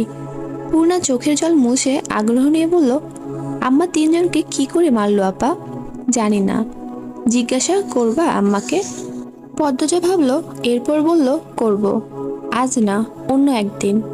বিয়ে করে তো চলেই যাবা। পদ্মজা অভিমানিক হয়ে তাকালো পূর্ণার দিকে, বলল, আর কি আসবো না? ফিরে যাত্রা আছে, আবার এমনিতেও আসবো কয়দিন পর পর। তাহলে কালাচাঁদের সাথে বিয়েটা সত্যি হচ্ছে? তুই কি মিথ্যে ভাবছিস? পূর্ণা বিরক্তিতে কপাল কুচকে ফেললো, বলল, লিখন ভাইয়ের জন্য কষ্ট হচ্ছে। লিখন নামটা শুনে পদ্মজা অপ্রতিভ হয়ে উঠল। নিজেকে অপরাধী অপরাধী মনে হয়, তাই সে প্রসঙ্গ পাল্টাতে বলল, ওনাকে পছন্দ না তাই কালা বলিস, ঠিক আছে, কিন্তু চাঁদ কেন বলিস বুঝলাম না। পূর্ণা আর চোখে পদ্মজার দিকে তাকায়, এরপর যান্ত্রিক সুরে বলল, পাতিলের তলার মতো কালা হয়ে আমার চাঁদের মতো সুন্দর বোনকে বিয়ে করতেছে বলি কালা চাঁদ ডাকি, নয়তো কালা পাতিল ডাকতাম। আবার দরদ দেখে বলিও না, উনি তো এত কালা না, শ্যামলা। কথা শেষ করে পূর্ণা ঠোঁট বাঁকালো। পদ্মজা শব্দ করে হাসতে শুরু করলো, কিছুতেই হাসি থামছে না। পূর্ণা পদ্মজার দিকে এক দৃষ্টে তাকিয়ে থেকে বলল, তুমি খুব কঠিন আপা, খুব ধৈর্য তোমার, ঠিক আম্মার মতো। পদ্মজা হাসি থামিয়ে পূর্ণার দিকে তাকালো। সময়টা শুধু দুই বোনের। পদ্মজা মায়াবী সুরে বলল, আর তুই ঠিক আম্মার বাহ্যিক রূপের জোড়া পর্ব। প্রান্তপ্রেমা হন্তদন্ত হয়ে ছুটে আসে নদীর ঘাটে। পদ্মজার উদ্দেশ্যে বলে, বড় আপা, দুলাভাই আসছে। আমির আসার খবর শুনে বাড়ির পিছনের দরজা দিয়ে পদ্মজা নিজের ঘরে চলে গেল। এই লোকটা এত বেহায়া আর নির্লজ্জ। গতকাল সকাল বিকাল বাড়ির সামনে ঘুরঘুর করেছে, সেই খবর পদ্মজা পেয়েছে। আজ একেবারে বাড়িতে। বিয়ের তো আর মাত্র 3 দিন বাকি, এতটুকু সময় নিজেকে নিয়ন্ত্রণ করা কি সম্ভব নয়? পদ্মজা কপাল চাপড়ে বিড়বিড় করে, এই কার সাথে বিয়ে হচ্ছে আল্লাহ। উঠানে হেমলতা ছিলেন। আমির বাড়ির ভিতরে ঢুকে হেমলতার পা ছুঁয়ে সালাম করলো, এরপর নতজানু হয়ে বলল, কেমন আছেন আম্মা? হেমলতার চক্ষু চড়ক গাছ। আমিরের সাথে মগা এসেছে, মগার হাতে মাছের ব্যাগ, মাথায় ঝুড়ি, তাতে মশলাপাতি, সাথে শাকসবজি। বিয়ের আগে এত বাজার, আবার আম্মাও ডাকা হচ্ছে। অপ্রত্যাশিক ব্যাপার স্যাপার। হেমলতা ঢোক গিলে ব্যাপারটা হজম করে নেন। ধীরে সুস্থে বলেন, ভালো আছি, তুমি ভালো আছো? বাড়ির সবাই ভালো আছে? জি জি, সবাই ভালো। আমির মগাকে ইশারা করলো। মগা বারান্দার মাছের ব্যাগ, মাথার ঝুড়ি রাখলো। হেমলতা আমিরকে বলল, এত সব বিয়ের আগে আনার কি দরকার ছিল, পাগল ছেলে? আমির হেসে ইতস্তভাবে নতজানু অবস্থায় বলল, এমনি। যাও ঘরে গিয়ে বসো। আম্মা। হেমলতা চলে যেতে গিয়ে আবার দাঁড়িয়ে পড়েন। আমির বলল, আম্মা ক্ষমা করবেন, সন্ধ্যার আগে বাড়ি ফিরতে হবে। কোনো দরকার কি ছিল? আসলে আম্মা, পদ্মজার সাথে একটু কথা ছিল। আমির উসকুস করছে, খুব অস্থির, হাত পা এদিক ওদিক নাড়াচ্ছে, কিন্তু চোখ মাটিতে স্থির। হেমলতা আমিরকে ভালো করে পরখ করে নিয়ে বলল, ঘরে আছে নয়তো ঘাটে। অনুমতি পেয়ে ব্যস্ত পায়ে হেঁটে গেল আমির। হেমলতা আমিরের যাওয়ার পানে চেয়ে থেকে ভাবেন, ছেলেটার সাথে এখনো চোখাচোখি হয়নি, সবসময় মাথা নত করে রাখে, কিন্তু কথাবার্তায় মনে হলো লাজুক নয় এই ছেলে। হয়তো গুরুজনদের সামনে মাথা নিচু করে রাখা ছোটবেলার স্বভাব। হেমলতা মুচকি হেসে লাহারি ঘরের দিকে এগিয়ে যান। পদ্মজার ঘরের শেষ প্রান্তে বারান্দা আছে। বারান্দা পেরোলেই বাড়ির পেছনের দরজা। আমির আসছে শুনে ঘর আর বারান্দার মাঝে বরাবর দরজায় পর্দা টানিয়ে দিল পদ্মজা। আমির ঘরের পাশে দাঁড়ালো। পদ্মজা বারান্দার দিকে। পর্দা, কাপড় পাতলা মসৃণ। আমির স্পষ্ট পদ্মজার অবয়ব দেখতে পাচ্ছে। তীর তীর করে বাতাস বইছে, সেই বাতাসে পদ্মজার কপাল ছড়িয়ে থাকা চুলগুলো উড়ছে অবাধ্য হয়ে। আমির ডাকলো, পদ্মজা। কেমন আছো? ভালো, আপনি? ভালো। বেশ কিছুক্ষণ নীরবতা। পদ্মজা বলল, কি বলবেন বলুন। মায়াভরা চোখগুলো দেখার সৌভাগ্য কি হবে? আমিরের কণ্ঠে আকুতি, তৃষ্ণা। পদ্মজার অস্বস্তি হচ্ছে। বেহায়া মানুষ বড়ই বিপজ্জনক। সে পালানোর জন্য পা বাড়াতেই আমির হৈ হৈ করে উঠল, কসম লাগে পালাবে না। পদ্মজা মাথার ওড়না টেনে নিয়ে বলল, দরকারি কথা থাকলে বলে চলে যান। তাড়িয়ে দিচ্ছ? ছি না, তোমায় না দেখলে আজ আর প্রাণে বাঁচব না, রাতেই ইন্নানিল্লাহ। রসিকতা করবেন না, কাউকে না দেখে কেউ মরে না। পদ্মবতীর রূপ যে পুরুষ একবার দেখেছে সে যদি বারবার না দেখার আগ্রহ দেখায় তাহলে সে কোন জাতিরই পুরুষ না। একবার দেখা দাও, কসম লাগে। বারবার কসম দিয়ে ঠিক করছেন না। আচ্ছা, কসম, আর কসম দেব না। একবার দেখা দাও। পদ্মজার দুই ঠোঁট হা হয়ে গেল। কি বলে মানুষটা? কসম করেই বলছে আর কসম দিবে না। আমির ধৈর্যহারা হয়ে বলল, পদ্মবতী, অনুরোধ রাখো। এভাবে বলবেন না, নিজেকে ছোট লাগে। পর্দা সরাবো? পদ্মজা ঘামছে, বাতাসে অস্বস্তি, নিঃশ্বাসে অস্বস্তি, তবুও সায় দিল। আমির পর্দা সরিয়ে খুব কাছে পদ্মজাকে দেখতে পেল। কালো রঙের সালোয়ার কামিজ পরা পদ্মবতী, কপাল অবধি টেনে রাখা ঘোমটা। পদ্মজা চোখ তুলে তাকাতেই আমির বলল, জীবন ধন্য। পদ্মজা হাসি সামলাতে পারল না, অন্যদিকে মুখ ঘুরিয়ে হাসলো। আমির বলল, এই মুখ প্রতিদিন ভরে দেখব, আর প্রতিদিনই জীবন ধন্য হবে। এমন কপাল কয়জনের হয়? পদ্মজা কিছু বললেন না। আমির আবেগে আপ্লুত হয়ে বলল, আমার ইচ্ছে হচ্ছে তোমার হাতে খুন হয়ে যাই। পদ্মজা চমকে উঠল, আশ্চর্য হয়ে বলল, আপনি পাগল। আমির কণ্ঠ খাতে নামিয়ে ফিসফিসিয়ে বলল, তোমার উপস্থিতি আমার নিঃশ্বাসের তীব্রতা কতটা বাড়িয়ে দিয়েছে টের পাচ্ছ? পদ্মজা দূরে সরে গেল। মনে মনে বলল, উফ আল্লাহ, আমি পাগল হয়ে যাব। এ কার পাল্লায় পড়লাম? জ্ঞান বুদ্ধি লাজ লজ্জা কিছুই নেই। আর মুখে আমিরকে বলল, পেয়েছি, এবার আসি। আমিরকে কিছু বলতে না দিয়ে পদ্মজা বারান্দা ছাড়ল। বাড়ির পিছনে মগাকে পেল। মগার পথ আটকে বলল, মগা ভাই।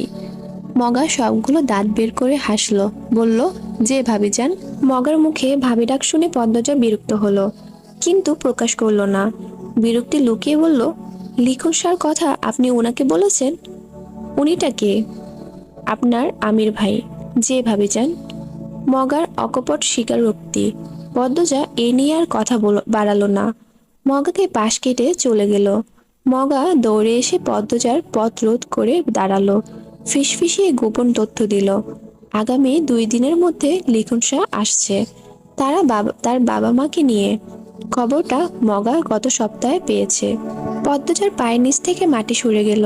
ঢোক গিলে নিজেকে আশ্বস্ত করলেন, সে তোর কথা দেয়নি বিয়ে করার, আর না কখনো চিঠি দিয়েছে। লিখন শাহ নিরাশ হলে এটা তার দোষ নয়, লিখন শাহর ভাগ্য।